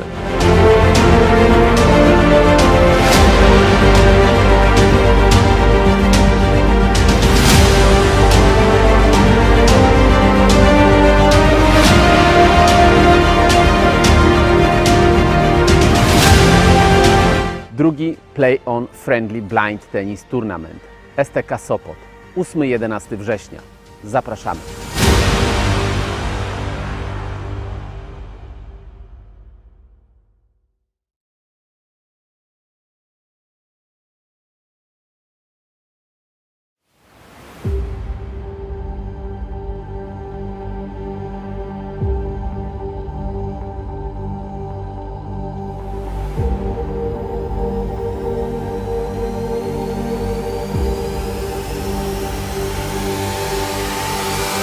To jest dyscyplina, której jeszcze nie ma na paraolimpiadzie.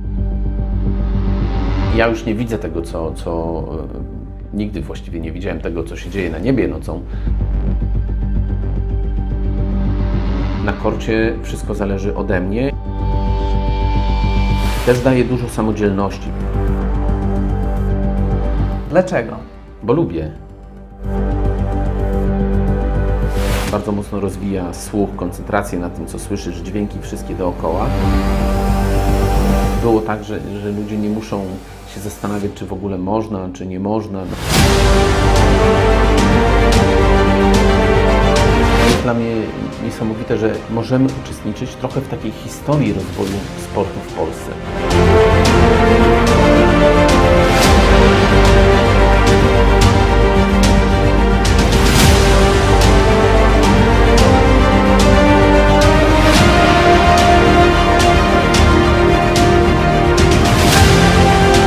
Drugi Play-on Friendly Blind Tennis Tournament STK Sopot 8-11 września.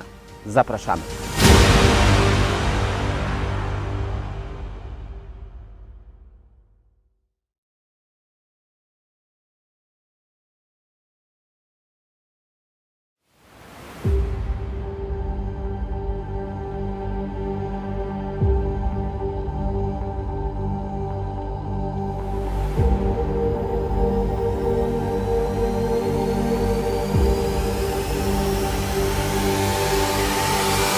To jest dyscyplina, której jeszcze nie ma na paraolimpiadzie. Ja już nie widzę tego, co nigdy właściwie nie widziałem tego, co się dzieje na niebie nocą. Na korcie wszystko zależy ode mnie. Też daje dużo samodzielności. Dlaczego? Bo lubię. Bardzo mocno rozwija słuch, koncentrację na tym, co słyszysz, dźwięki wszystkie dookoła. Było tak, że ludzie nie muszą się zastanawiać, czy w ogóle można, czy nie można. Jest dla mnie niesamowite, że możemy uczestniczyć trochę w takiej historii rozwoju sportu w Polsce.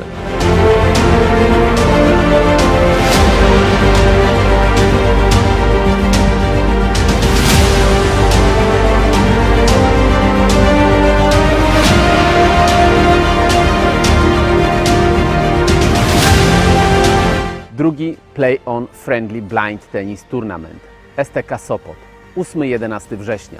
Zapraszamy.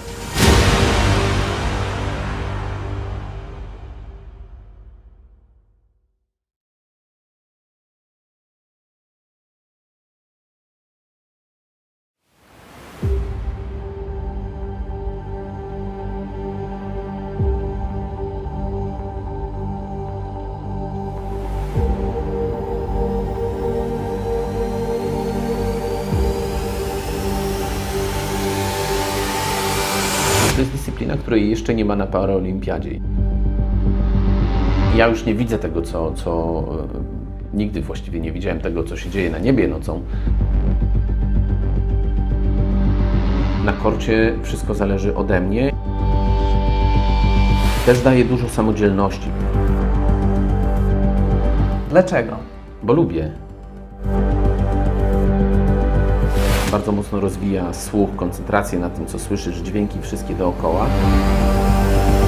Było tak, że ludzie nie muszą się zastanawiać, czy w ogóle można, czy nie można. Jest dla mnie niesamowite, że możemy uczestniczyć trochę w takiej historii rozwoju sportu w Polsce.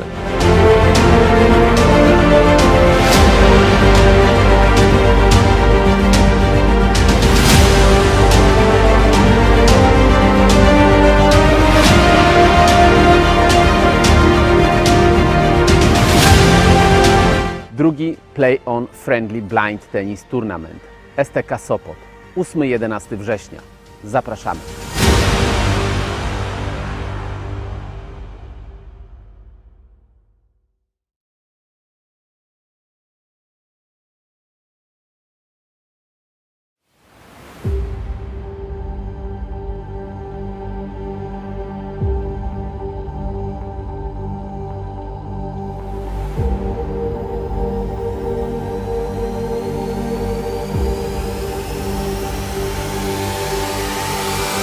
To jest dyscyplina, której jeszcze nie ma na paraolimpiadzie.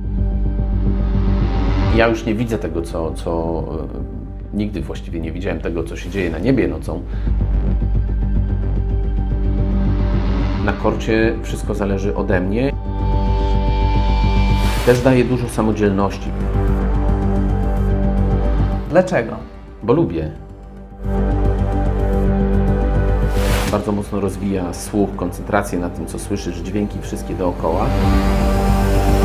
Było tak, że ludzie nie muszą się zastanawiać, czy w ogóle można, czy nie można. Jest dla mnie niesamowite, że możemy uczestniczyć trochę w takiej historii rozwoju sportu w Polsce.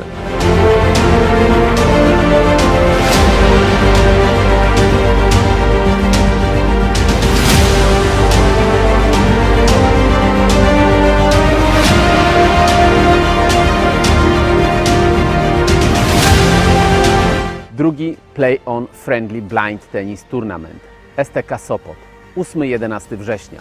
Zapraszamy.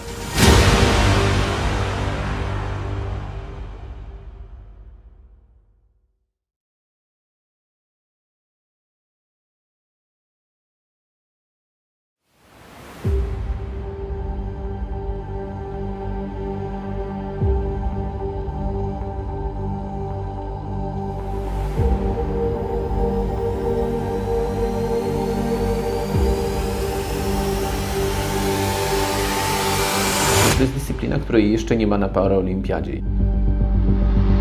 Ja już nie widzę tego, co nigdy właściwie nie widziałem tego, co się dzieje na niebie nocą.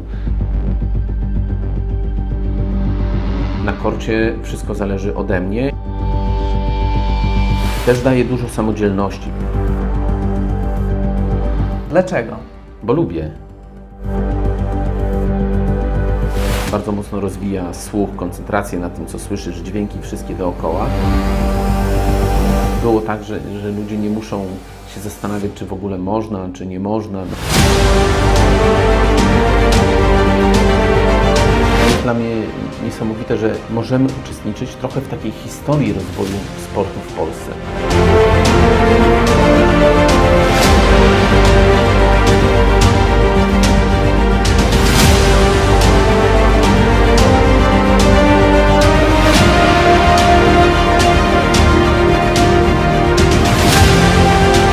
Drugi Play-on Friendly Blind Tennis Tournament STK Sopot 8-11 września.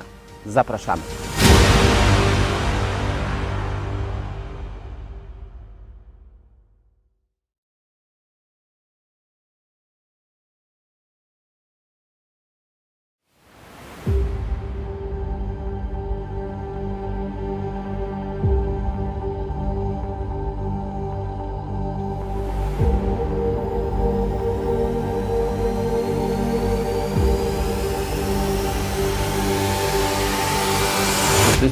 której jeszcze nie ma na paraolimpiadzie. Ja już nie widzę tego, co nigdy właściwie nie widziałem tego, co się dzieje na niebie nocą. Na korcie wszystko zależy ode mnie. Też daje dużo samodzielności. Dlaczego? Bo lubię. Bardzo mocno rozwija słuch, koncentrację na tym, co słyszysz, dźwięki wszystkie dookoła. Było tak, że ludzie nie muszą się zastanawiać, czy w ogóle można, czy nie można. Jest dla mnie niesamowite, że możemy uczestniczyć trochę w takiej historii rozwoju sportu w Polsce.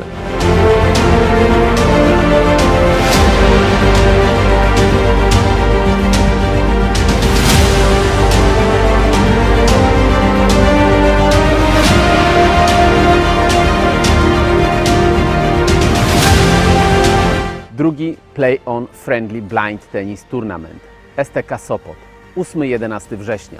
Zapraszamy.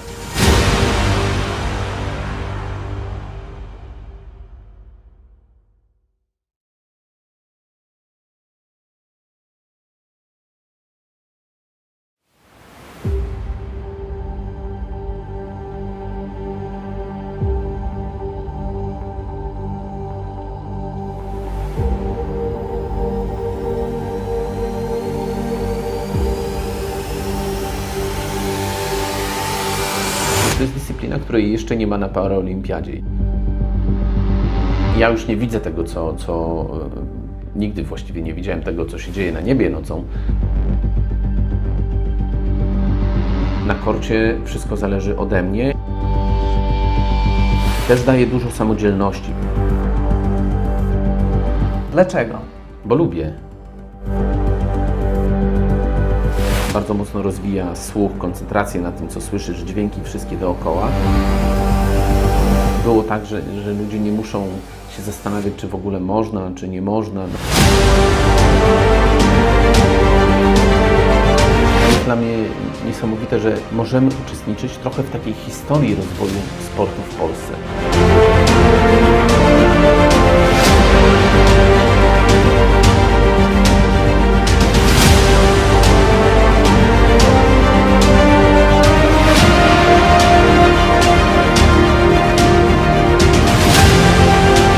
Drugi Play-on Friendly Blind Tennis Tournament STK Sopot 8-11 września.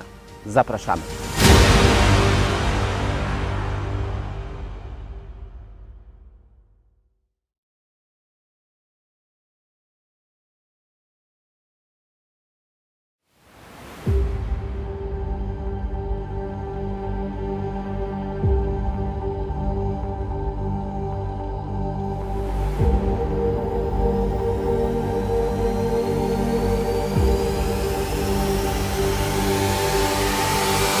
To jest dyscyplina, której jeszcze nie ma na paraolimpiadzie. Ja już nie widzę tego, co nigdy właściwie nie widziałem tego, co się dzieje na niebie nocą. Na korcie wszystko zależy ode mnie. Też daje dużo samodzielności. Dlaczego? Bo lubię. Bardzo mocno rozwija słuch, koncentrację na tym, co słyszysz, dźwięki wszystkie dookoła. Było tak, że ludzie nie muszą się zastanawiać, czy w ogóle można, czy nie można. Jest dla mnie niesamowite, że możemy uczestniczyć trochę w takiej historii rozwoju sportu w Polsce.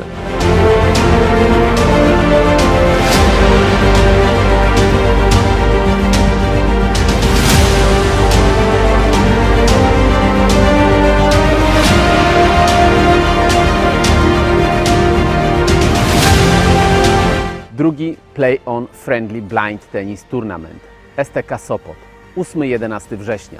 Zapraszamy.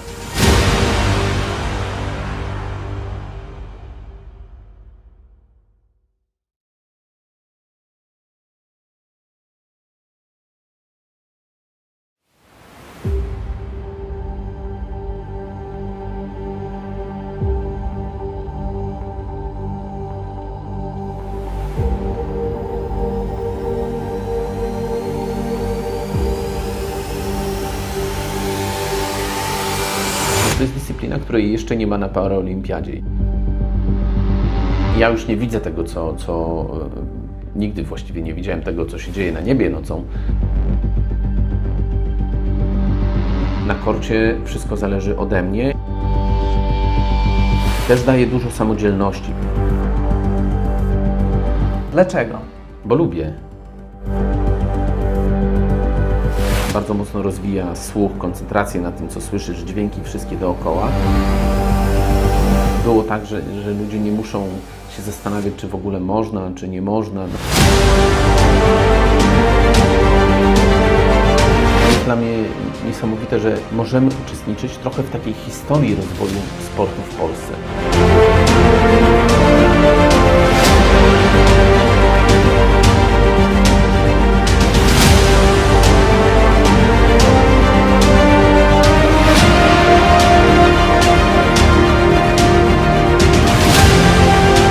Drugi Play On Friendly Blind Tennis Tournament STK Sopot 8-11 września.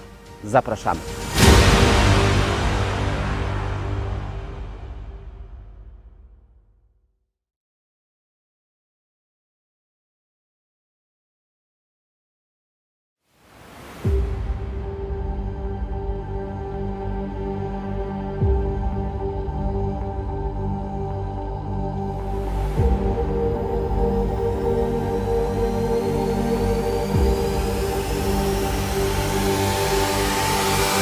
To jest dyscyplina, której jeszcze nie ma na paraolimpiadzie.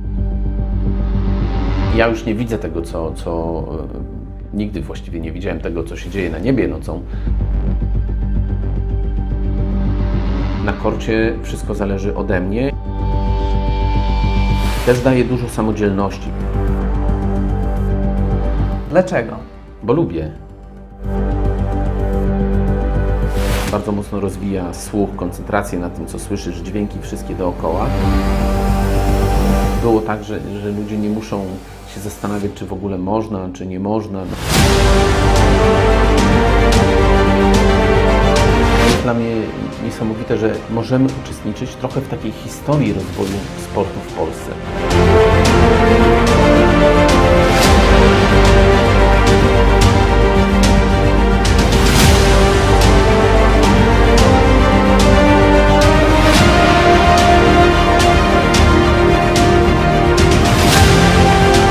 Drugi Play On Friendly Blind Tennis Tournament STK Sopot 8-11 września. Zapraszamy.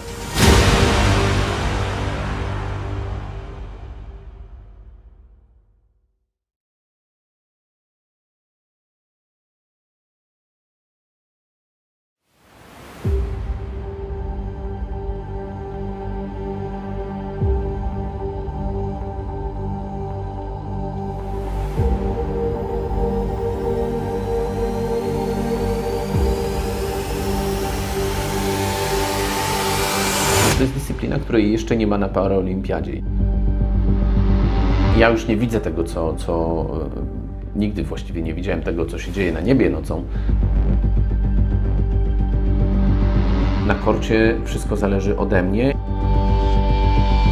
Też daje dużo samodzielności. Dlaczego? Bo lubię. Bardzo mocno rozwija słuch, koncentrację na tym, co słyszysz, dźwięki wszystkie dookoła. Było tak, że ludzie nie muszą się zastanawiać, czy w ogóle można, czy nie można. Jest dla mnie niesamowite, że możemy uczestniczyć trochę w takiej historii rozwoju sportu w Polsce.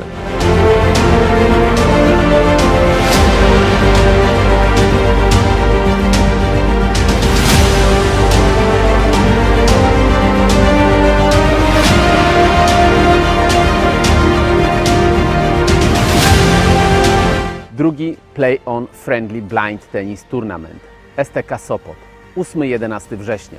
Zapraszamy.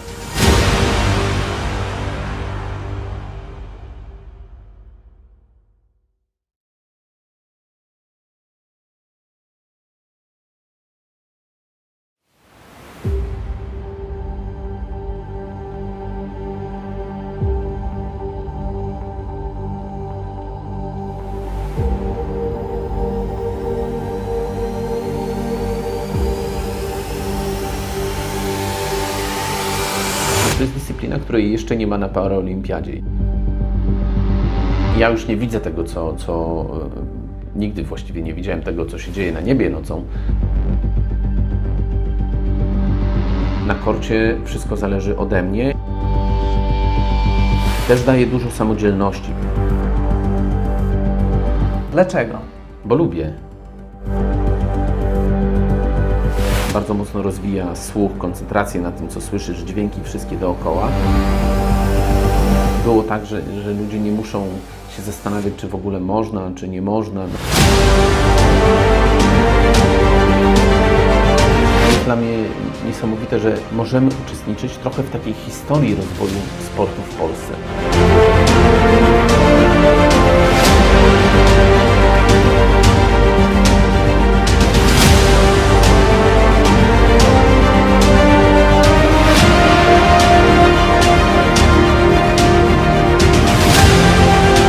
Drugi Play On Friendly Blind Tennis Tournament STK Sopot 8-11 września. Zapraszamy.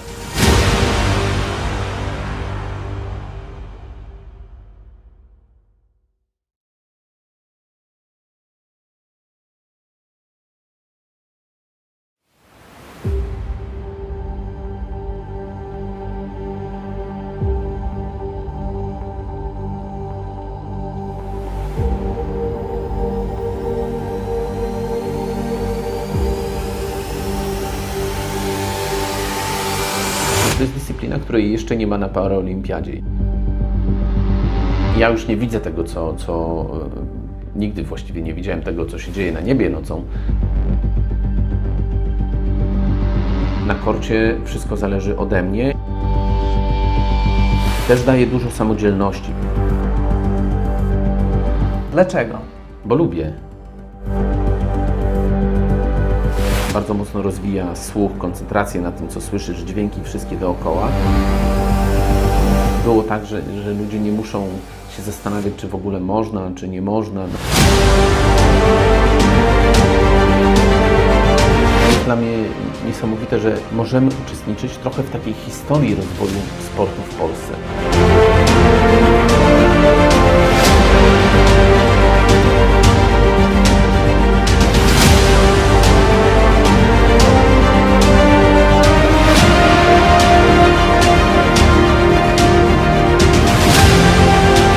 Drugi Play On Friendly Blind Tennis Tournament STK Sopot 8-11 września. Zapraszamy.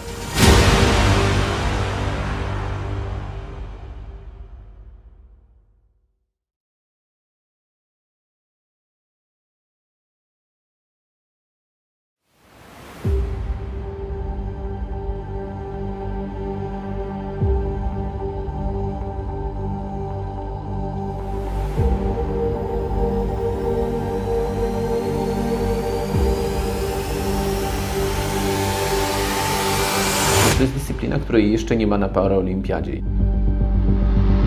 Ja już nie widzę tego, co nigdy właściwie nie widziałem tego, co się dzieje na niebie nocą. Na korcie wszystko zależy ode mnie. Też daje dużo samodzielności. Dlaczego? Bo lubię. Bardzo mocno rozwija słuch, koncentrację na tym, co słyszysz, dźwięki wszystkie dookoła. Było tak, że ludzie nie muszą się zastanawiać, czy w ogóle można, czy nie można. Jest dla mnie niesamowite, że możemy uczestniczyć trochę w takiej historii rozwoju sportu w Polsce.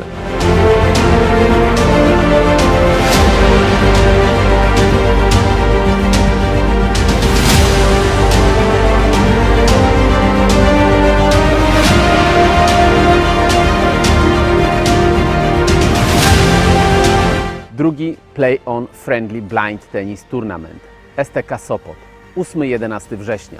Zapraszamy.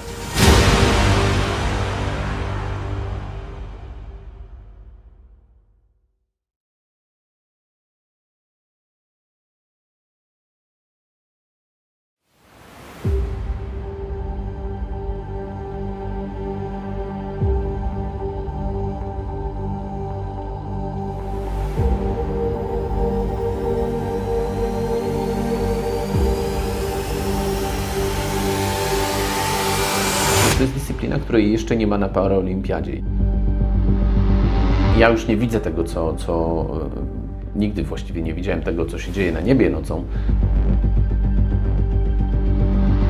Na korcie wszystko zależy ode mnie. Też daje dużo samodzielności. Dlaczego? Bo lubię. Bardzo mocno rozwija słuch, koncentrację na tym, co słyszysz, dźwięki wszystkie dookoła. Było tak, że ludzie nie muszą się zastanawiać, czy w ogóle można, czy nie można. Jest dla mnie niesamowite, że możemy uczestniczyć trochę w takiej historii rozwoju sportu w Polsce.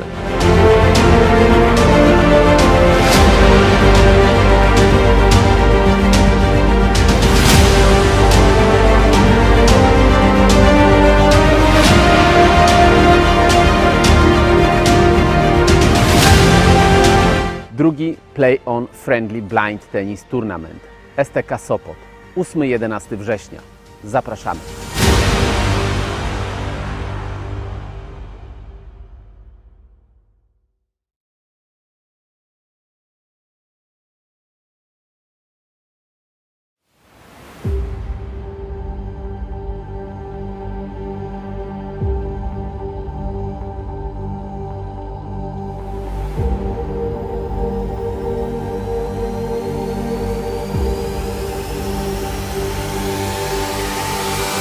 To jest dyscyplina, której jeszcze nie ma na paraolimpiadzie. Ja już nie widzę tego, co nigdy właściwie nie widziałem tego, co się dzieje na niebie nocą.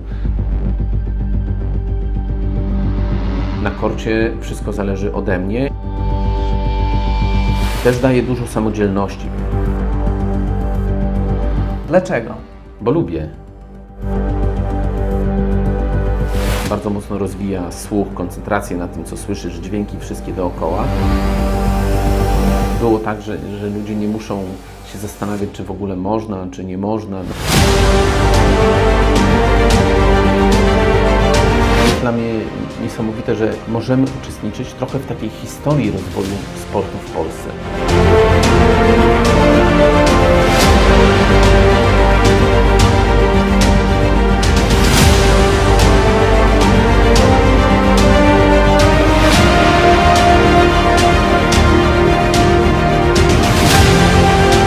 Drugi Play On Friendly Blind Tennis Tournament STK Sopot 8-11 września.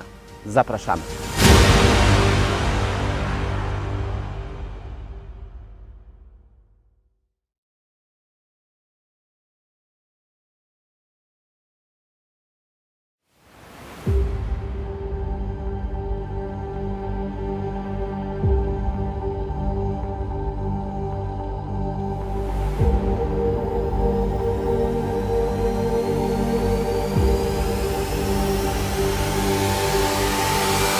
To jest dyscyplina, której jeszcze nie ma na paraolimpiadzie. Ja już nie widzę tego, co nigdy właściwie nie widziałem tego, co się dzieje na niebie nocą. Na korcie wszystko zależy ode mnie. Też daje dużo samodzielności. Dlaczego? Bo lubię. Bardzo mocno rozwija słuch, koncentrację na tym, co słyszysz, dźwięki wszystkie dookoła. Było tak, że ludzie nie muszą się zastanawiać, czy w ogóle można, czy nie można. Jest dla mnie niesamowite, że możemy uczestniczyć trochę w takiej historii rozwoju sportu w Polsce.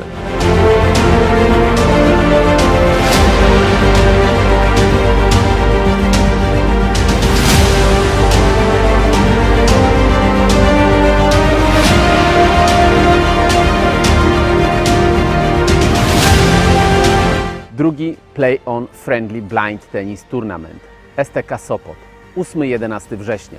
Zapraszamy.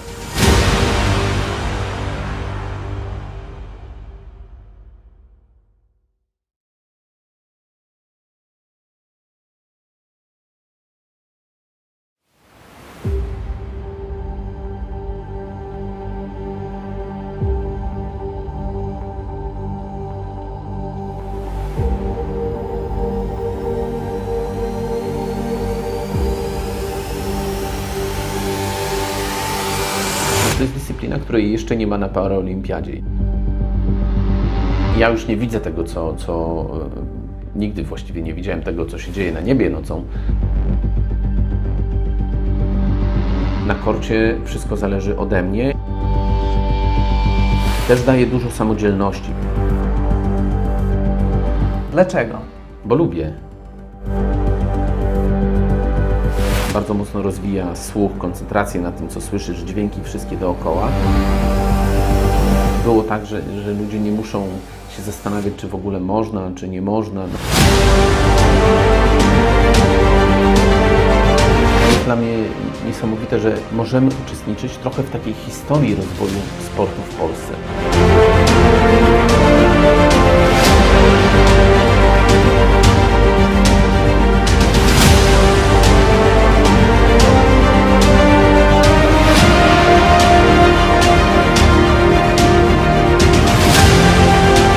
Drugi Play On Friendly Blind Tennis Tournament STK Sopot 8-11 września.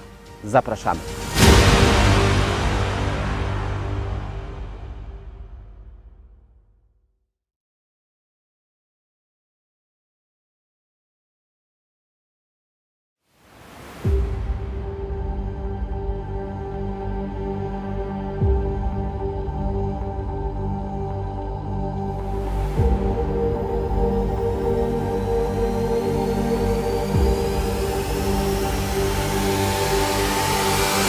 To jest dyscyplina, której jeszcze nie ma na paraolimpiadzie.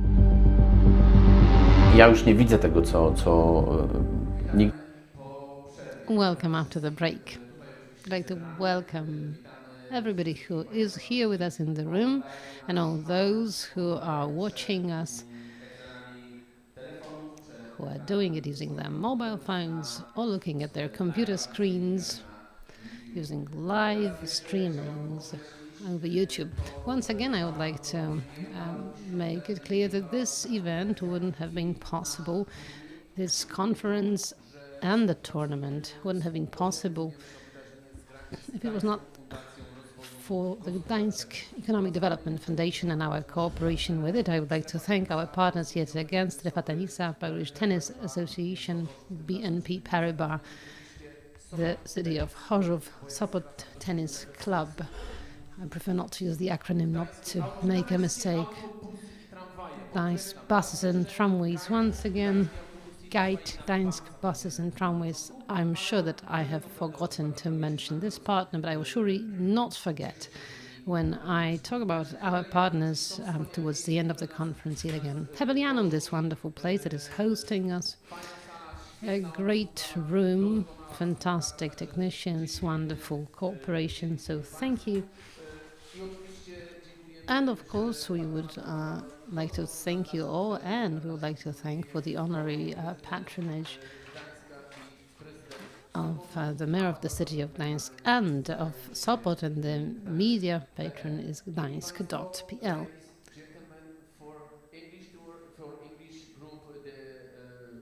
Komunikaty dla grupy anglojęzycznej, dla graczy z innych państw. Ta część konferencji będzie może nieco bardziej nudna. Zostanie wygłoszona po polsku, ale jeśli macie telefony, można połączyć się z YouTube'em, z naszym Facebookiem albo z Facebookiem International Blind Tennis. Można podłączyć się i usłyszeć tłumaczenie na język angielski i słuchać wszystkiego na YouTubie, w tym samym czasie tłumaczone na język angielski. So in order not to prolong it, in order not to give the impression that I organize this conference just because I like talking to the microphone, I think the time has come to tell you what is going to happen next. As you've mentioned, we have a new setup here. Mariusz Ozdoba has joined us, member of the board of the Polish Tennis Association, on behalf of CEO Bronisław Skrzypczyński, will be accompanying us. Mariusz will be speaking towards the end as the special guest. And now the floor goes to Marcelina, if I remember correctly, from Gdańsk. Marcelina will tell us what Gdańsk can offer to, among others, to us as Gdańsk, is open to those with all sorts of needs. Thank you. Good afternoon, I'm Marcelina Hernik, and yes, I would like to welcome you to Gdańsk, the city of equality, the city open to everybody. I'm very happy that you and the organizers of the foundation have decided to hold this meeting here in our city. And it is for a reason, because Gdańsk is a city of equality. Gdańsk strives to feel every person, regardless of their level of ability, psychosexual orientation, ethnicity, or religious convictions, to feel comfortable and safe here. In order to tell you about what Gdańsk does for persons with disabilities, we would probably need even more than a day. We are a big city.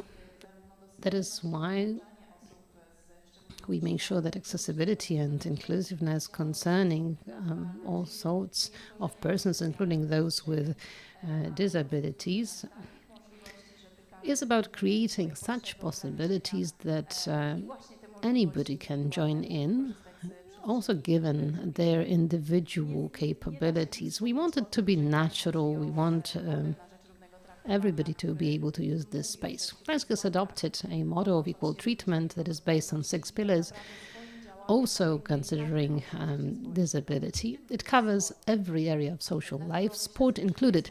That is why I think that this is the right place to tell you more about space that each of us wishes to use, regardless of whether you live in Gdańsk or a visitor to Gdańsk or a tourist that pays a visit to it. I'm talking here about the city beaches that are accessible. We have entered into cooperation with the Gdańsk Sports Center. And anybody can use this space. It is open to everybody. You can rest, you can sunbathe, you can build castles of sand, you can take a bath, and you've got also personnel and tools supporting those who need some support, who have some disabilities. They may also benefit from this accessible space of the beach. I think that it is also worth mentioning what the city adopted as a result of participatory social process. There are 12 areas covered by the results of participatory discussions. The document was created as a result of cooperation with outstanding specialists from Gdańsk University of Technology. What was created was a set of best practices that makes it possible to create a space that is not exclusive to anybody in terms of benefiting from the public spaces. I will tell you a few things more. We'll see how much time I have. Anyhow, it is hard for me, and I cannot really enumerate all the activities that are available in the Gdańsk area. I've mentioned that we are a big city, but instead I will mention some initiatives that were appreciated. For example, Icebreakers. Lodomacze is a contest that we participate in with our accessible beaches. The chapter has already voted. We don't know the results yet, but please keep your fingers crossed. Adriana Darcis-Smoliniec is a person I always tell everybody about. She's an exceptional woman, a judo athlete, and she decided to offer conferences about sport without barriers, and such conferences are organized also in Gdańsk. She is open not only to persons with mental disabilities, but those with any kind of disabilities. She does not exclude anybody.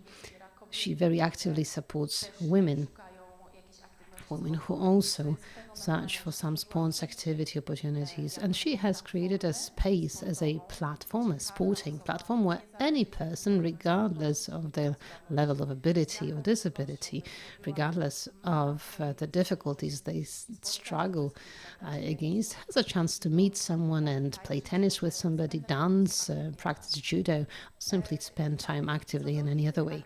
As for some other activities, again, there are plenty of them. Gdańsk has always been supporting such initiatives, not just such a fantastic conference like the one we are participating in today, but also a number of smaller and bigger initiatives that make the community more active, that also make persons with disabilities more active. I will enumerate a few, but it will not exhaust the topic of trying to make those with special needs more active.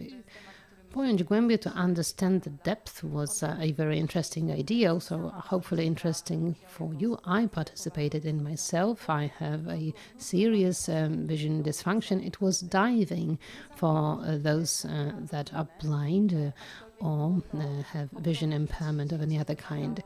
It was rather special for me.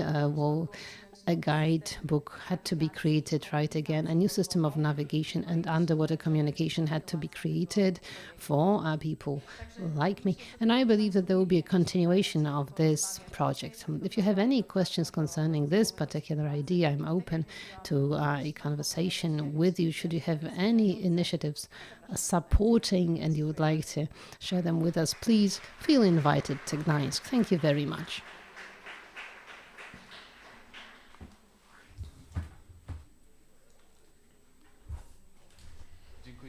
Thank you very much.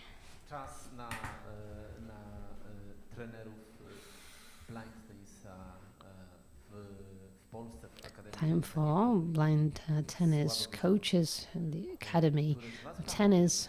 Paweł will take the floor as the first speaker in this round.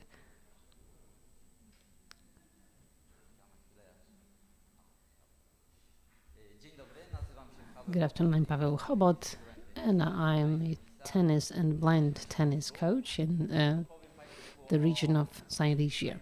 I will tell you briefly about blind tennis in Poland and about our academy and its activity. In Poland, we've been acting as the Academy of Tennis for blind people and for those with visual impairment, which abbreviates to ATNIS.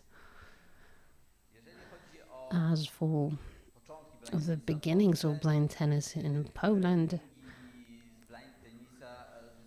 blind tennis training sessions started in 2016, owing to Ms. Agata Barycka, that with 10 or 15 people initiated trainings, blind tennis training in Poland. But for the last 2 years, thanks to the Widzimy Inaczej Foundation and the chairman of the foundation, Robert Zarzecki, who created the project entitled ATNIS, and now we're amidst the second edition of this project. Blind tennis has started to grow. You can see the curve.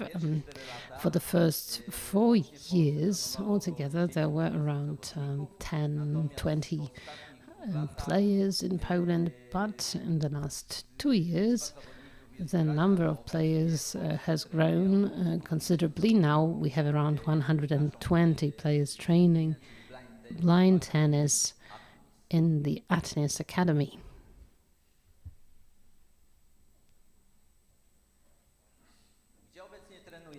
So where are we training now? All over Poland, actually. The trainings of our divisions take place in 14 cities across the country. The biggest section is the division is the one in Warsaw with around 40 players. Another big place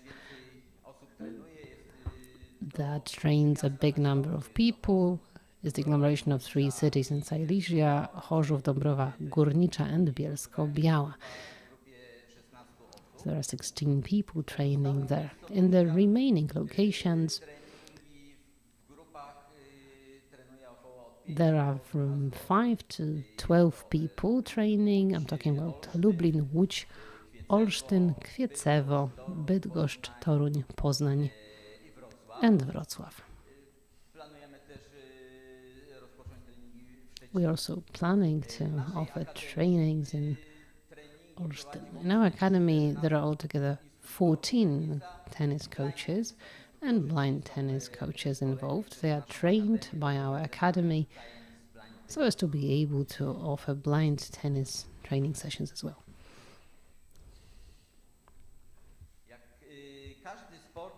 As any sport representatives, any sport discipline, also blind tennis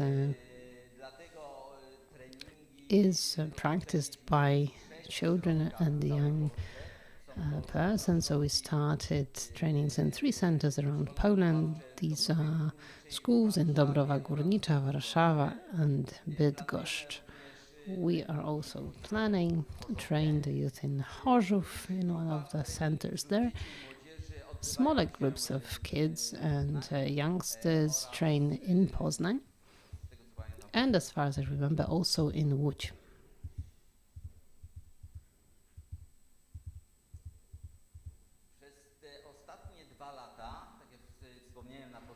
As mentioned at the beginning, for the last 2 years, our academy has organized 4 tournaments.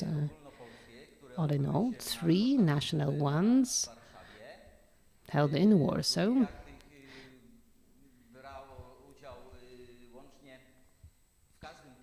Jointly in each of these tournaments, 25 to 35 players participated, Polish players. And last year we had about the greatest tournament, the biggest tournament in the world in recent years. It was an international tournament in Wrocław. 50 players participated in it. They represented Poland, Ireland, Germany, Italy and Spain. As I mentioned, that was one of the world's biggest tournaments in recent years.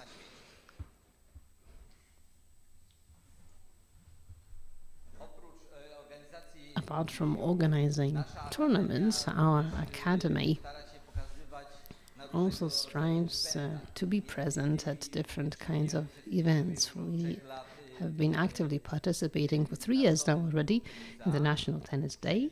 3 days ago, our coaches delivered presentations concerning blind tennis.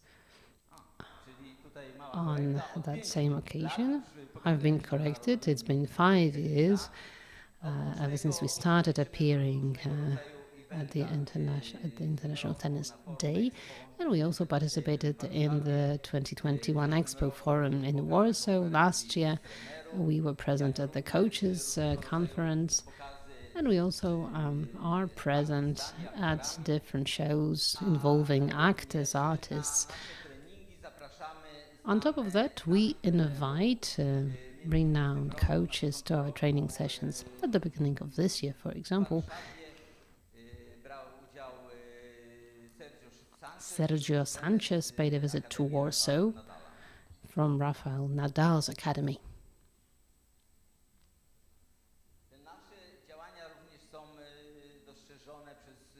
Our activities have been acknowledged by all sorts of mass media. Our coaches and our players are interviewed by TV stations and channels. You can read about us in local press, and also the Gazeta Wyborcza daily, a national daily. But I believe that the greatest coverage of our discipline was our participation in the special edition of the Familiada TV show, where we had a strong representation of coaches and players. The funds raised this way, part of the funds, have been transferred to be used for the purposes of tomorrow's tournament in Sopot. As any club or discipline, we also have our plans.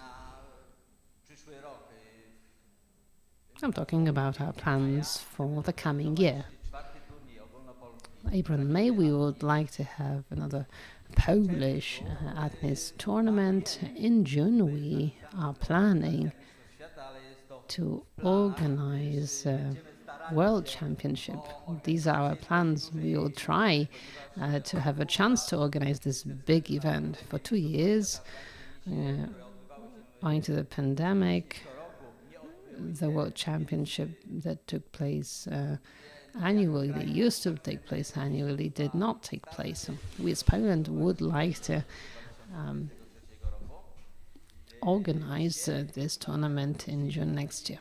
In August, we will witness the Olympics of the Paralympic disciplines, including blind tennis. For the first time ever, blind tennis will be represented at this event.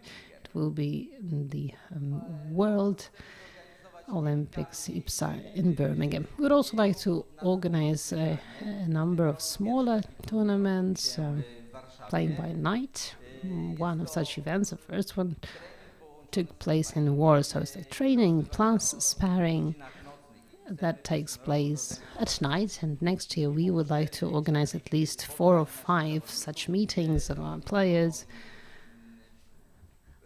At such events they could compete against one another, and it's great fun and an opportunity to meet, develop, and to talk about our discipline, about blind tennis. I believe that these plans will come into fruition, and we will have even more of them.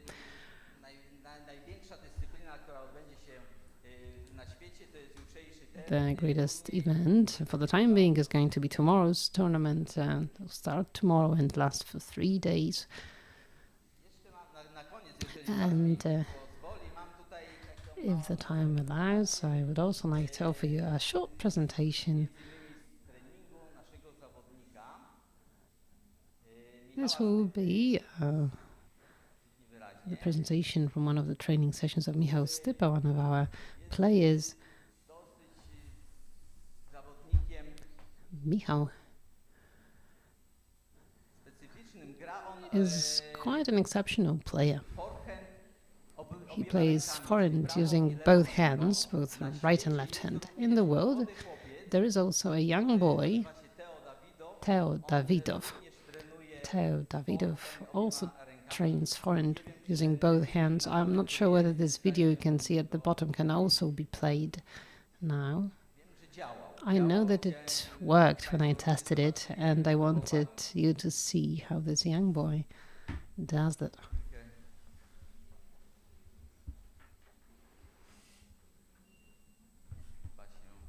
I don't think we can start this particular film.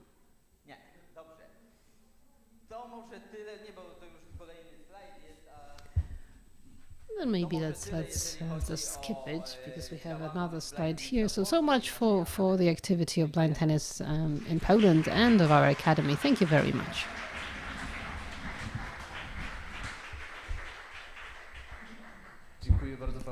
Thank you very much, Paweł. I must say that it was great to hear, to listen to this presentation.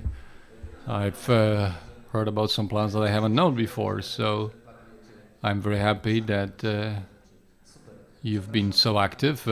Great. Alexander Rydek is next. The floor is yours.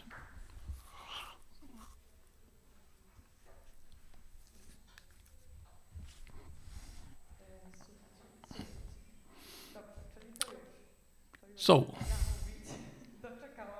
well, this is the moment. I made it. I've been stressed out quite a bit over it, but here I am. So, I have to say it out loud. I apologize right away to the technicians, because I make up words as I go, so I apologize to the translators and technicians. My presentation. I'm a coach from Wrocław. I've been cooperating with the foundation Widzimy Inaczej, Seeing Differently, for over a year. I've just written my master's thesis on blind tennis, its development as a sports discipline. and also I dealt with its perspectives for its future development. I won't be able, of course, to present my findings in detail, but I'll concentrate on the survey that I've conducted among blind tennis players, both in Poland and abroad. The title of my thesis was Characteristics of Blind Tennis and the Possibilities of its Development in Poland and Abroad, based on the Project Academy for Blind Tennis. I wrote my thesis under the guidance of the best academic promoter in the world, Mr. Mieczysław Lewandowski, and I just have to also say hello to Ala, Hubert, Jarek, who have helped me so much in writing my thesis. Also thanks to the foundations, Robert Justyna, who shared materials with me, who were supporting me actively in my work, so thank you very much. Now, let's move on to the actual presentation. The goals of my work were, first of all, assessments of activity of interest in blind tennis by blind and visually impaired in Poland and abroad. I wanted to check how many people actually practice the sport, what's the potential for development. I wanted to also to emphasize the fact that such a discipline does exist, because many people are not aware of the fact that blind and visually impaired are able to play tennis. I'm also a tennis instructor, regular tennis instructor, and I don't think I have never had a reaction that people knew what blind tennis was when I would say that I'm actually also an instructor of blind tennis, which just goes to show you how much there remains to be done. Nevertheless, everybody has always reacted with quite a bit of interest, quite positively. People are genuinely curious, so I think there is quite a bit of room for development here. Another goal of the work was to pinpoint directions for future development of blind tennis. I've concentrated on certain proposed directions of development based on replies obtained from the survey. I'll present some of them shortly. And one more point. The point is that the work of this type may be a departure point for future analysis and discussion about the development of our discipline, because many of the conclusions I've reached, it was my feeling that they were not quite sufficiently developed, so much more can be written on the subject. I am certain much more can be presented. So let's move on to the survey itself. The survey consisted of 5 sections. The first one contained general and personal questions, as any survey does. Then there was a question about concerning blind tennis practice, then questions about regulation and future of blind tennis, questions about tournament play, and questions about play on friendly blind tournament, which took place last year, and the second edition of which we'll have tomorrow. The questionnaire was made up of 30 questions. They're both open and closed questions. One had the possibility to answer in detail some of the closed questions. I really tried to give it a form which would allow everybody to express themselves without certain limits, without just saying yes, no, but also possibility of commenting, of adding additional remarks. So some of the results. The first pie graph presents the number of people who treat blind tennis as practice, as training for tournaments, and in other words, more or less professional. How many treat it purely recreationally? About 67% of my respondents treat blind tennis as actual training, practice. That is something semi-professional in nature. They want to participate in tournaments, they want to get better, they want to develop. I think we have quite a bit of chance here for development because people who do practice this discipline want to, let me put it this way, want to give it a full-fledged professional sport character, then we have a room for development, for growth here. And the next pie chart shows how many hours a week the respondents practice tennis, blind tennis, and over 80%, unfortunately, in total, 80% of the respondents practice less than 2 hours a week. Now, if we want to see blind tennis as a full-fledged professional sports discipline, then I think that majority of us present here, are quite aware how much time, how much energy, how many hours on court it takes to actually train a tennis player. Of course, at this point, blind tennis does not function at high enough level to require as many hours as in regular tennis, but still, in my opinion, 2 hours a week is not sufficient. It's not enough. But once again, we have room for improvement here. We have identified an area which we can improve on in the future in order to allow those who practice to practice more. The next slide. I'll come back to the previous point anyway, but let's concentrate on the question, what do you like the most in practicing blind tennis? And here we have a few of the most common answers. First of all, the individual character of the discipline. Many people answered in this way.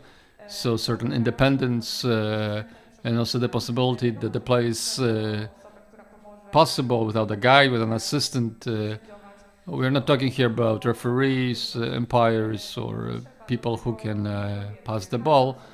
Basically, anyone who plays blind tennis can just go out and play, take a racket and play. And this is what people actually meant by responding in this way. Also, one quotation I've included here, a quotation which, has moved me in a way. One person wrote, and I quote, "Tennis teaches me how to act instead of just feeling disabled all the time." End of quote. I was actually pondering whether I should include that quote in the presentation, but I decided that yes, it's worthwhile because it presents the essence of blind tennis as an individual, independent activity, which once again gives us a lot of chance for development. Another possibility that respondents pointed to is the possibility to play both with a blind person and a seeing person, and it was right away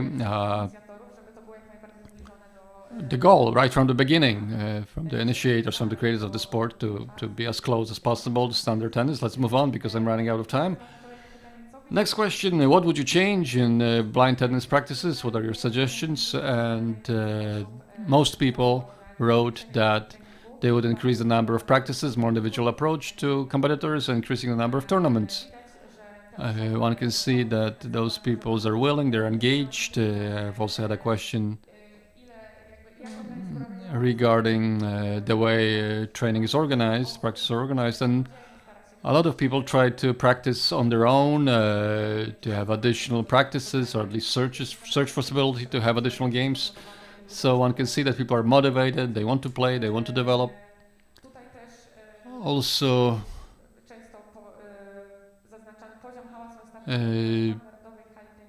people also pointed to the level of noise in a standard tennis hall and the difficulty in finding free courts. I think that in the future, I emphasize that we perhaps might try to consider the idea of creating a specialized tennis court meant for blind tennis. I see Robert nodding here that it's a good idea. So I have to speed up. So I think I'll skip over some of my presentation, but if anybody's interested and wants to hear more about it after the conference, then I'm more than willing to provide you with additional information, but one more thing I just have to mention, because I'm watched by my blind tennis players from Wrocław, and they will just not forgive me if I do not mention it, because one of the points that they've included in my work, one of the questions was a question aimed to the players from the B1 category. The question was, do you think that the system of scorekeeping in B1 should be changed?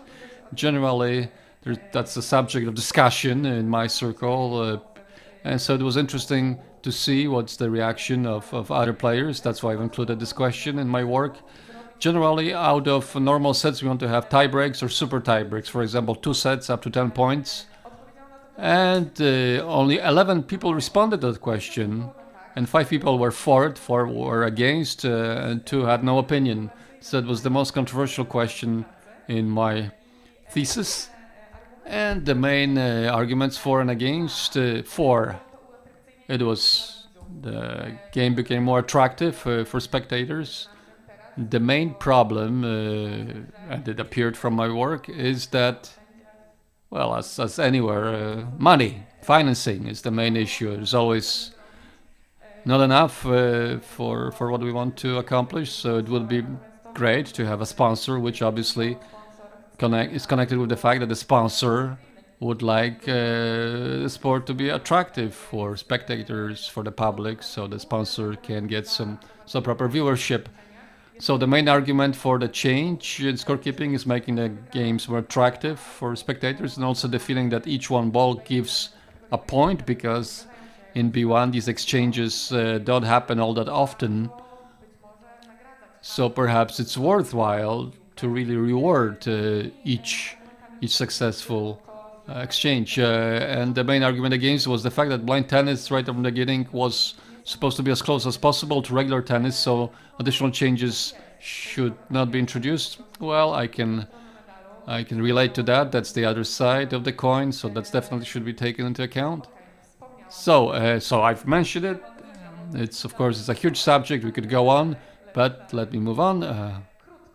Very briefly, just a minute about the tournament which took place last year. I've also included a question about the tournament, the opinions on the tournament. We had 3 or 4 questions regarding organization of the tournament. The survey could give points from 1 to 5.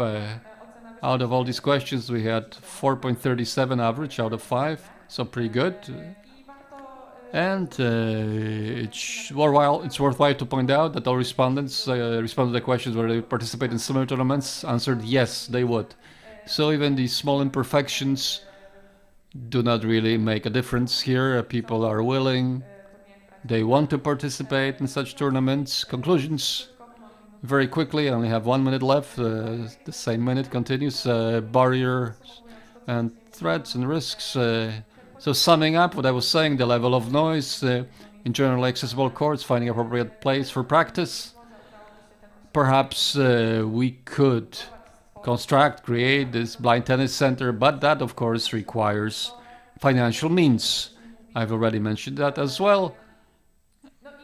And many people answered that it would be worthwhile to set out clear, transparent rules for blind tennis, for its functioning as an organization, as an organized form activity, and that would definitely make it easier to enter Paralympic Games, because a large part of my work is dedicated to that topic, but I think it would be worthwhile to point these goals out on an organizational level and to include them in a certain plan of action. So I have 3 more slides, but I think I can end here, because that's basically the essence of my work, which is, and I'm reading, the biggest possibility of the development of blind tennis depends on the engagement activity of people, competitors, participants, trainers, coaches, and activists, everybody. So if there are no people who are willing, then it's all for nothing. So definitely, even the smallest expression of activity, of engagement, anything, sometimes even a comment on Facebook or liking a certain post spreads the good news. I think it's very important for each and every one of us, to the degree that's possible, to the degree we can, so that we engage as much as we can individually. A lot can be done in this way. I think it's essential. So, okay, I'll skip over the next slide. Thank you for your attention. I made it.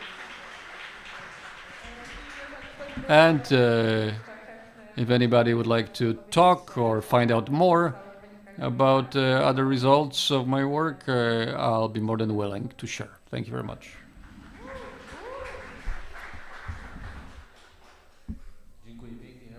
Thank you very much. I'd love to talk to you about this thesis. I'm very much interested in a number of topics that you've raised. I already have had these ideas for a while, so definitely I would like to talk about it. But well, what can I say? I thought that since we still have Mariusz to take the floor, I would love to wrap the conference up, and I think that actually Ola has done it perfectly well.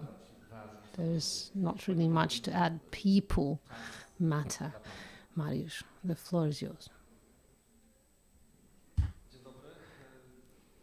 Good evening. I'm very happy that I can represent the Polish Tennis Association here with Chairman Skripczyński. Unfortunately, the chairman could not appear here because we have Davis's trophy, Poland, Indonesia, in a week, and organization of this event made it impossible for the chairman to join us here. But I've got a few words from him and the Polish Tennis Association, so if you allow me, I will try to read it out for you. Ladies and gentlemen, Polish Tennis Association for years has been supporting and spreading the values of integrating by means of sport.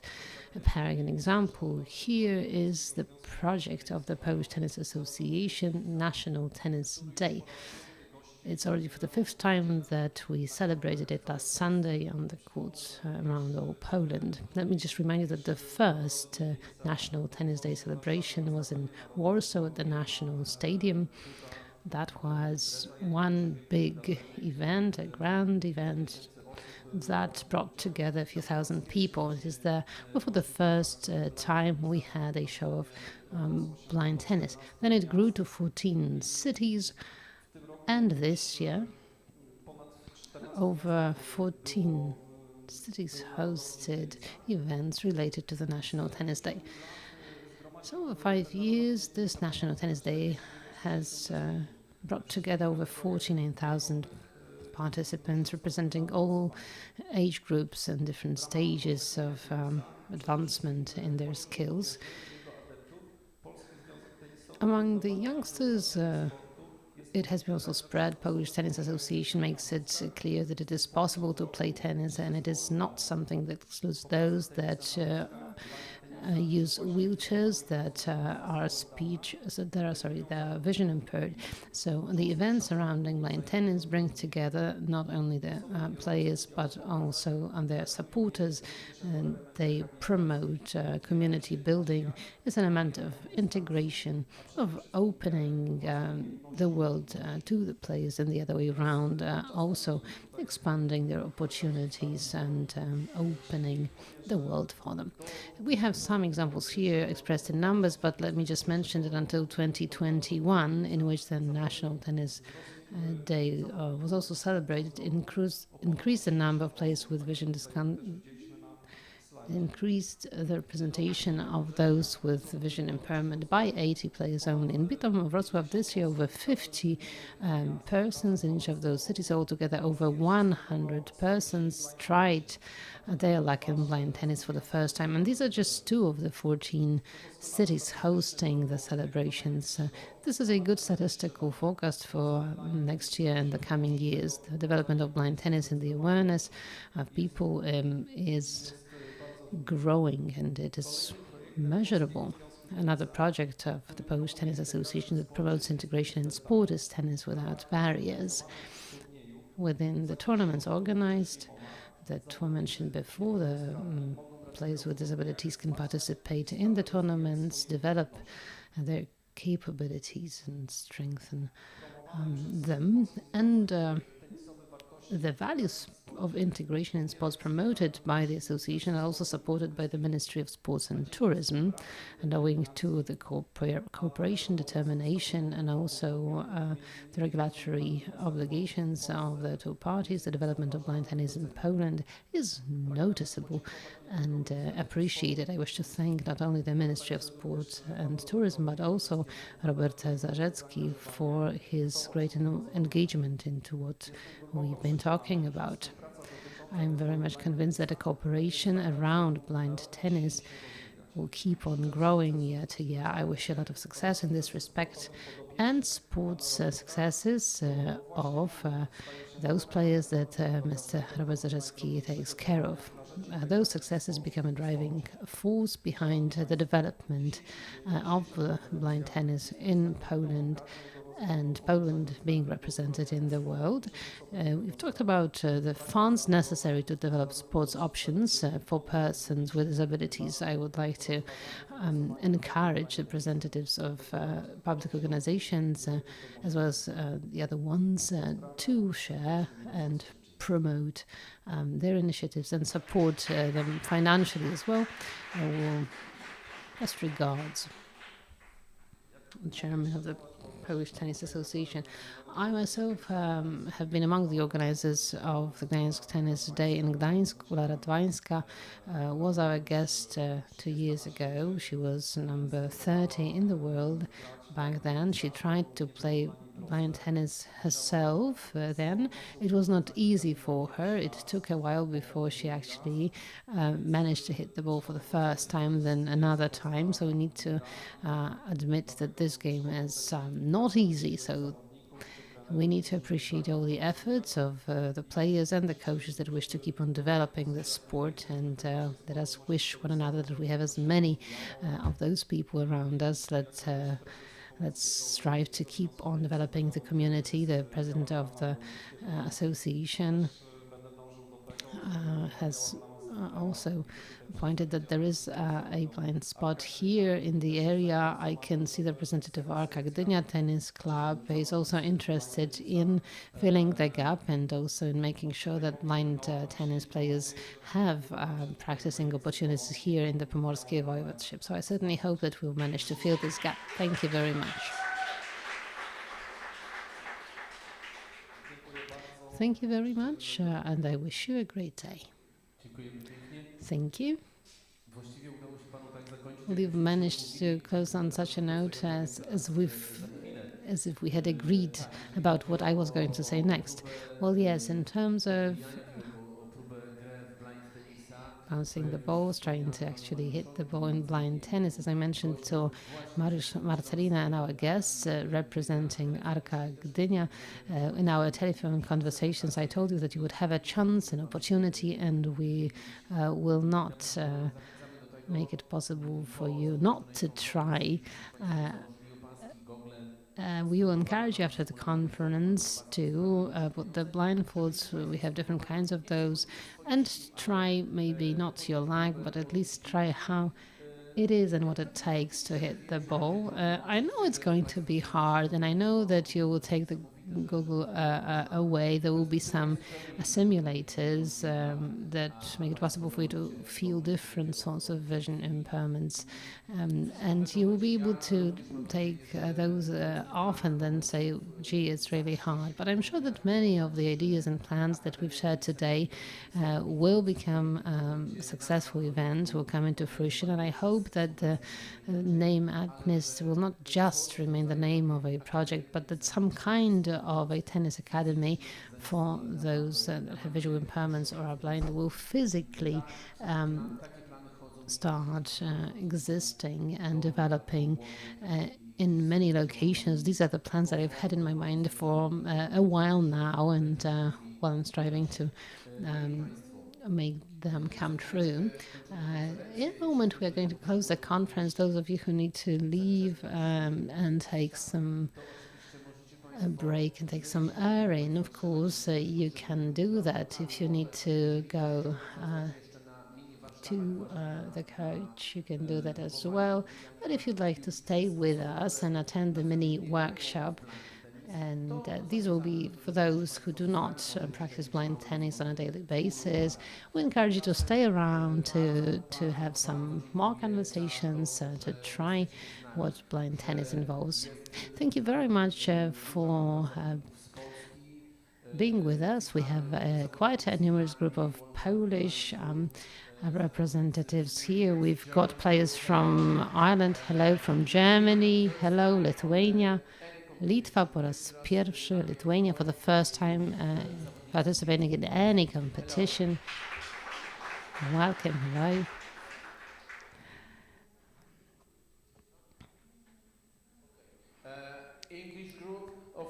Grupa angielska oczywiście z Metro Blind Sport.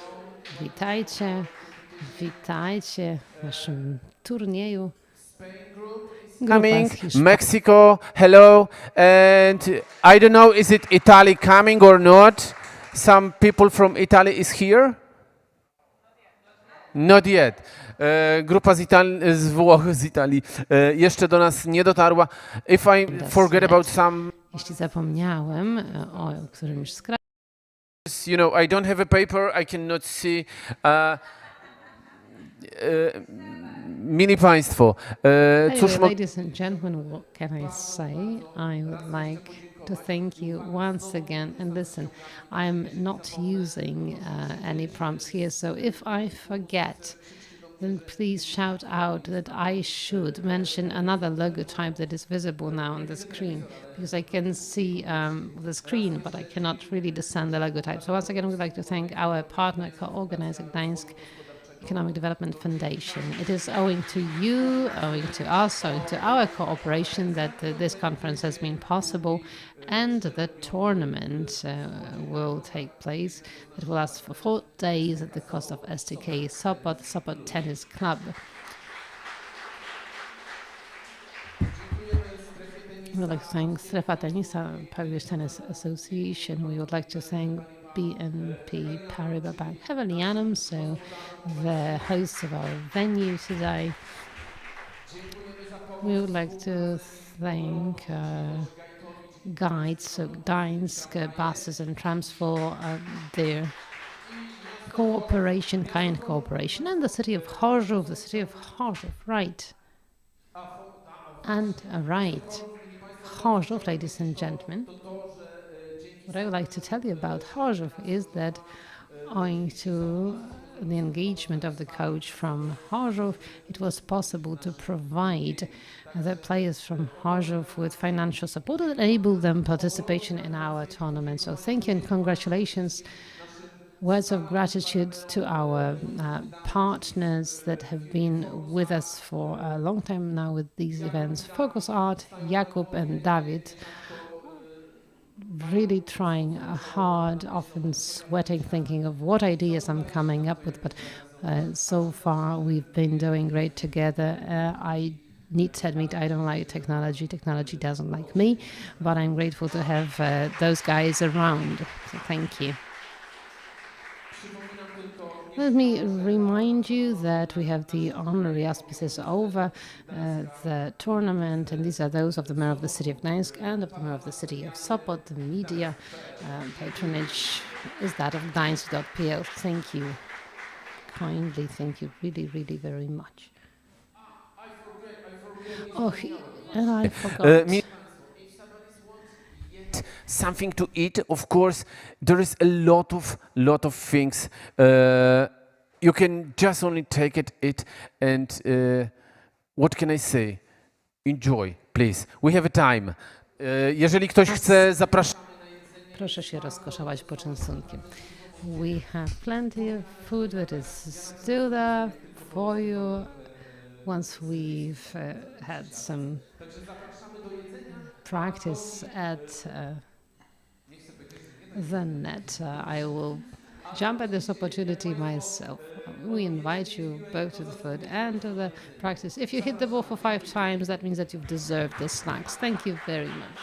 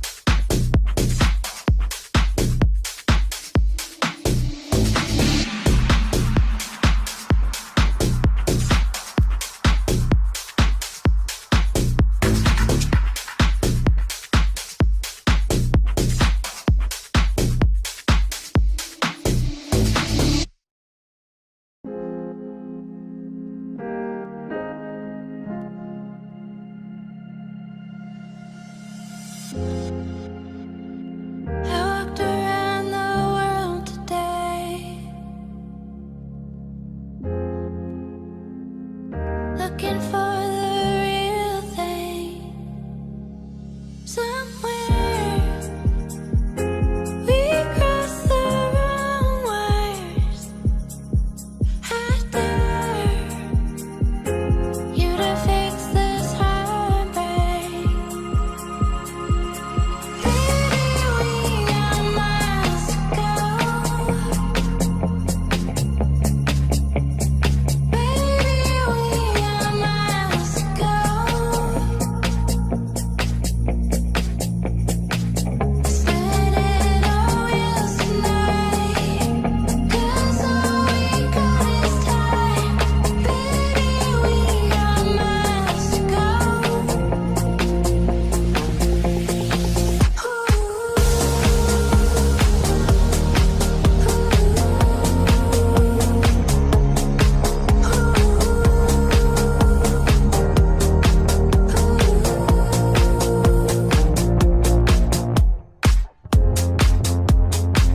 America is fast asleep, living life in reverie. So far from where we need to be, bizarre. Can we save our memory? Baby, we got miles to go. Baby, we got miles to go. Spend it all with tonight, 'cause all we got is time. Baby, we got miles to go.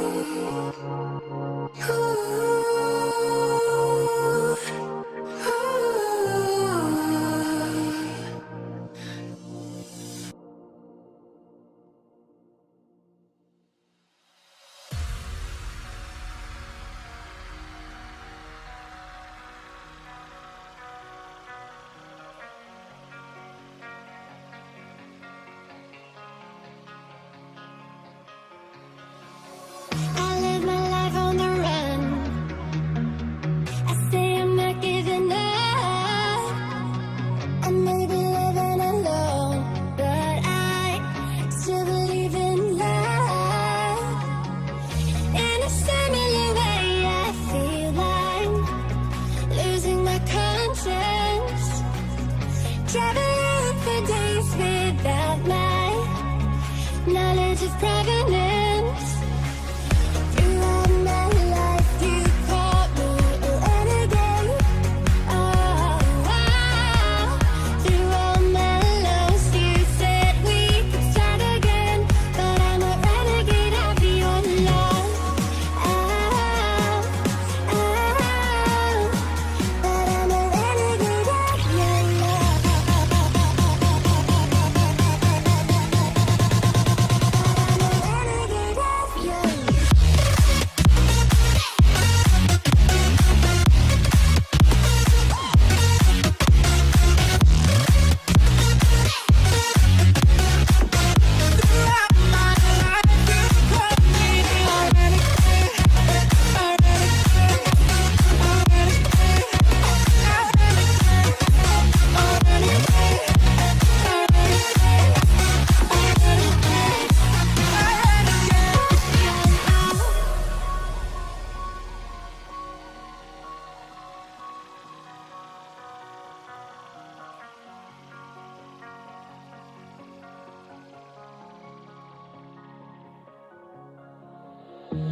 the streets a few months.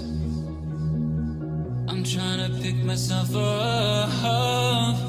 I may be living alone, but I still believe in love. And although my flaws had dragged me down on the coldest night, I'm still kicking around. And then I saw you back before my time was shortened. No, throughout my life you've called me a renegade.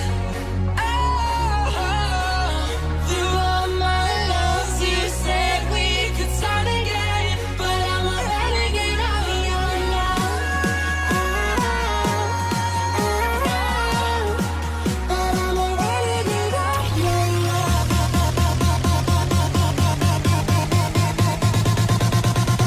Renegade of you.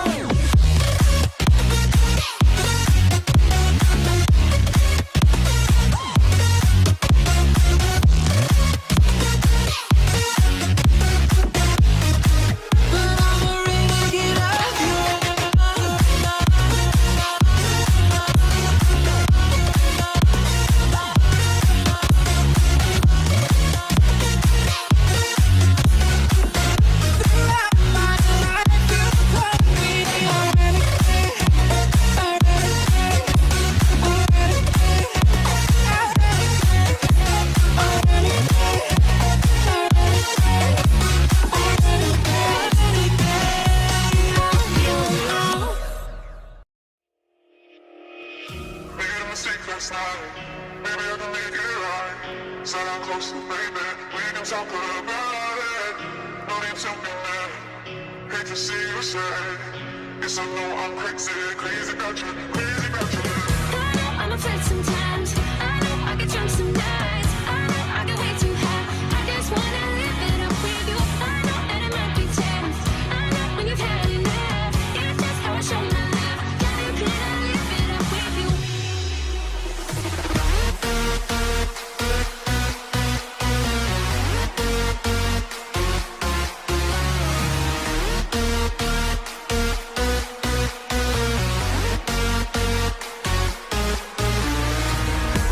I'm upset sometimes. I know I get drunk some nights. I know I get way too high. I just wanna live it up with you.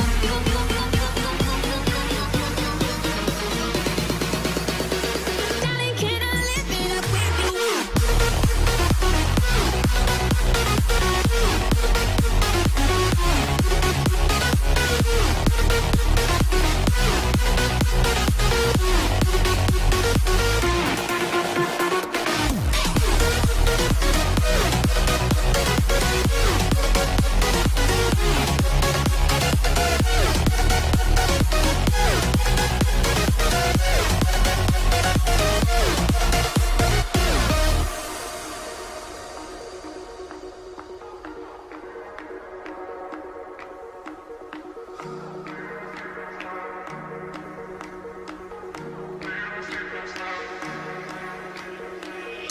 Made a mistake last night. Maybe I can make it right. Sit down closer, baby. We can talk about it.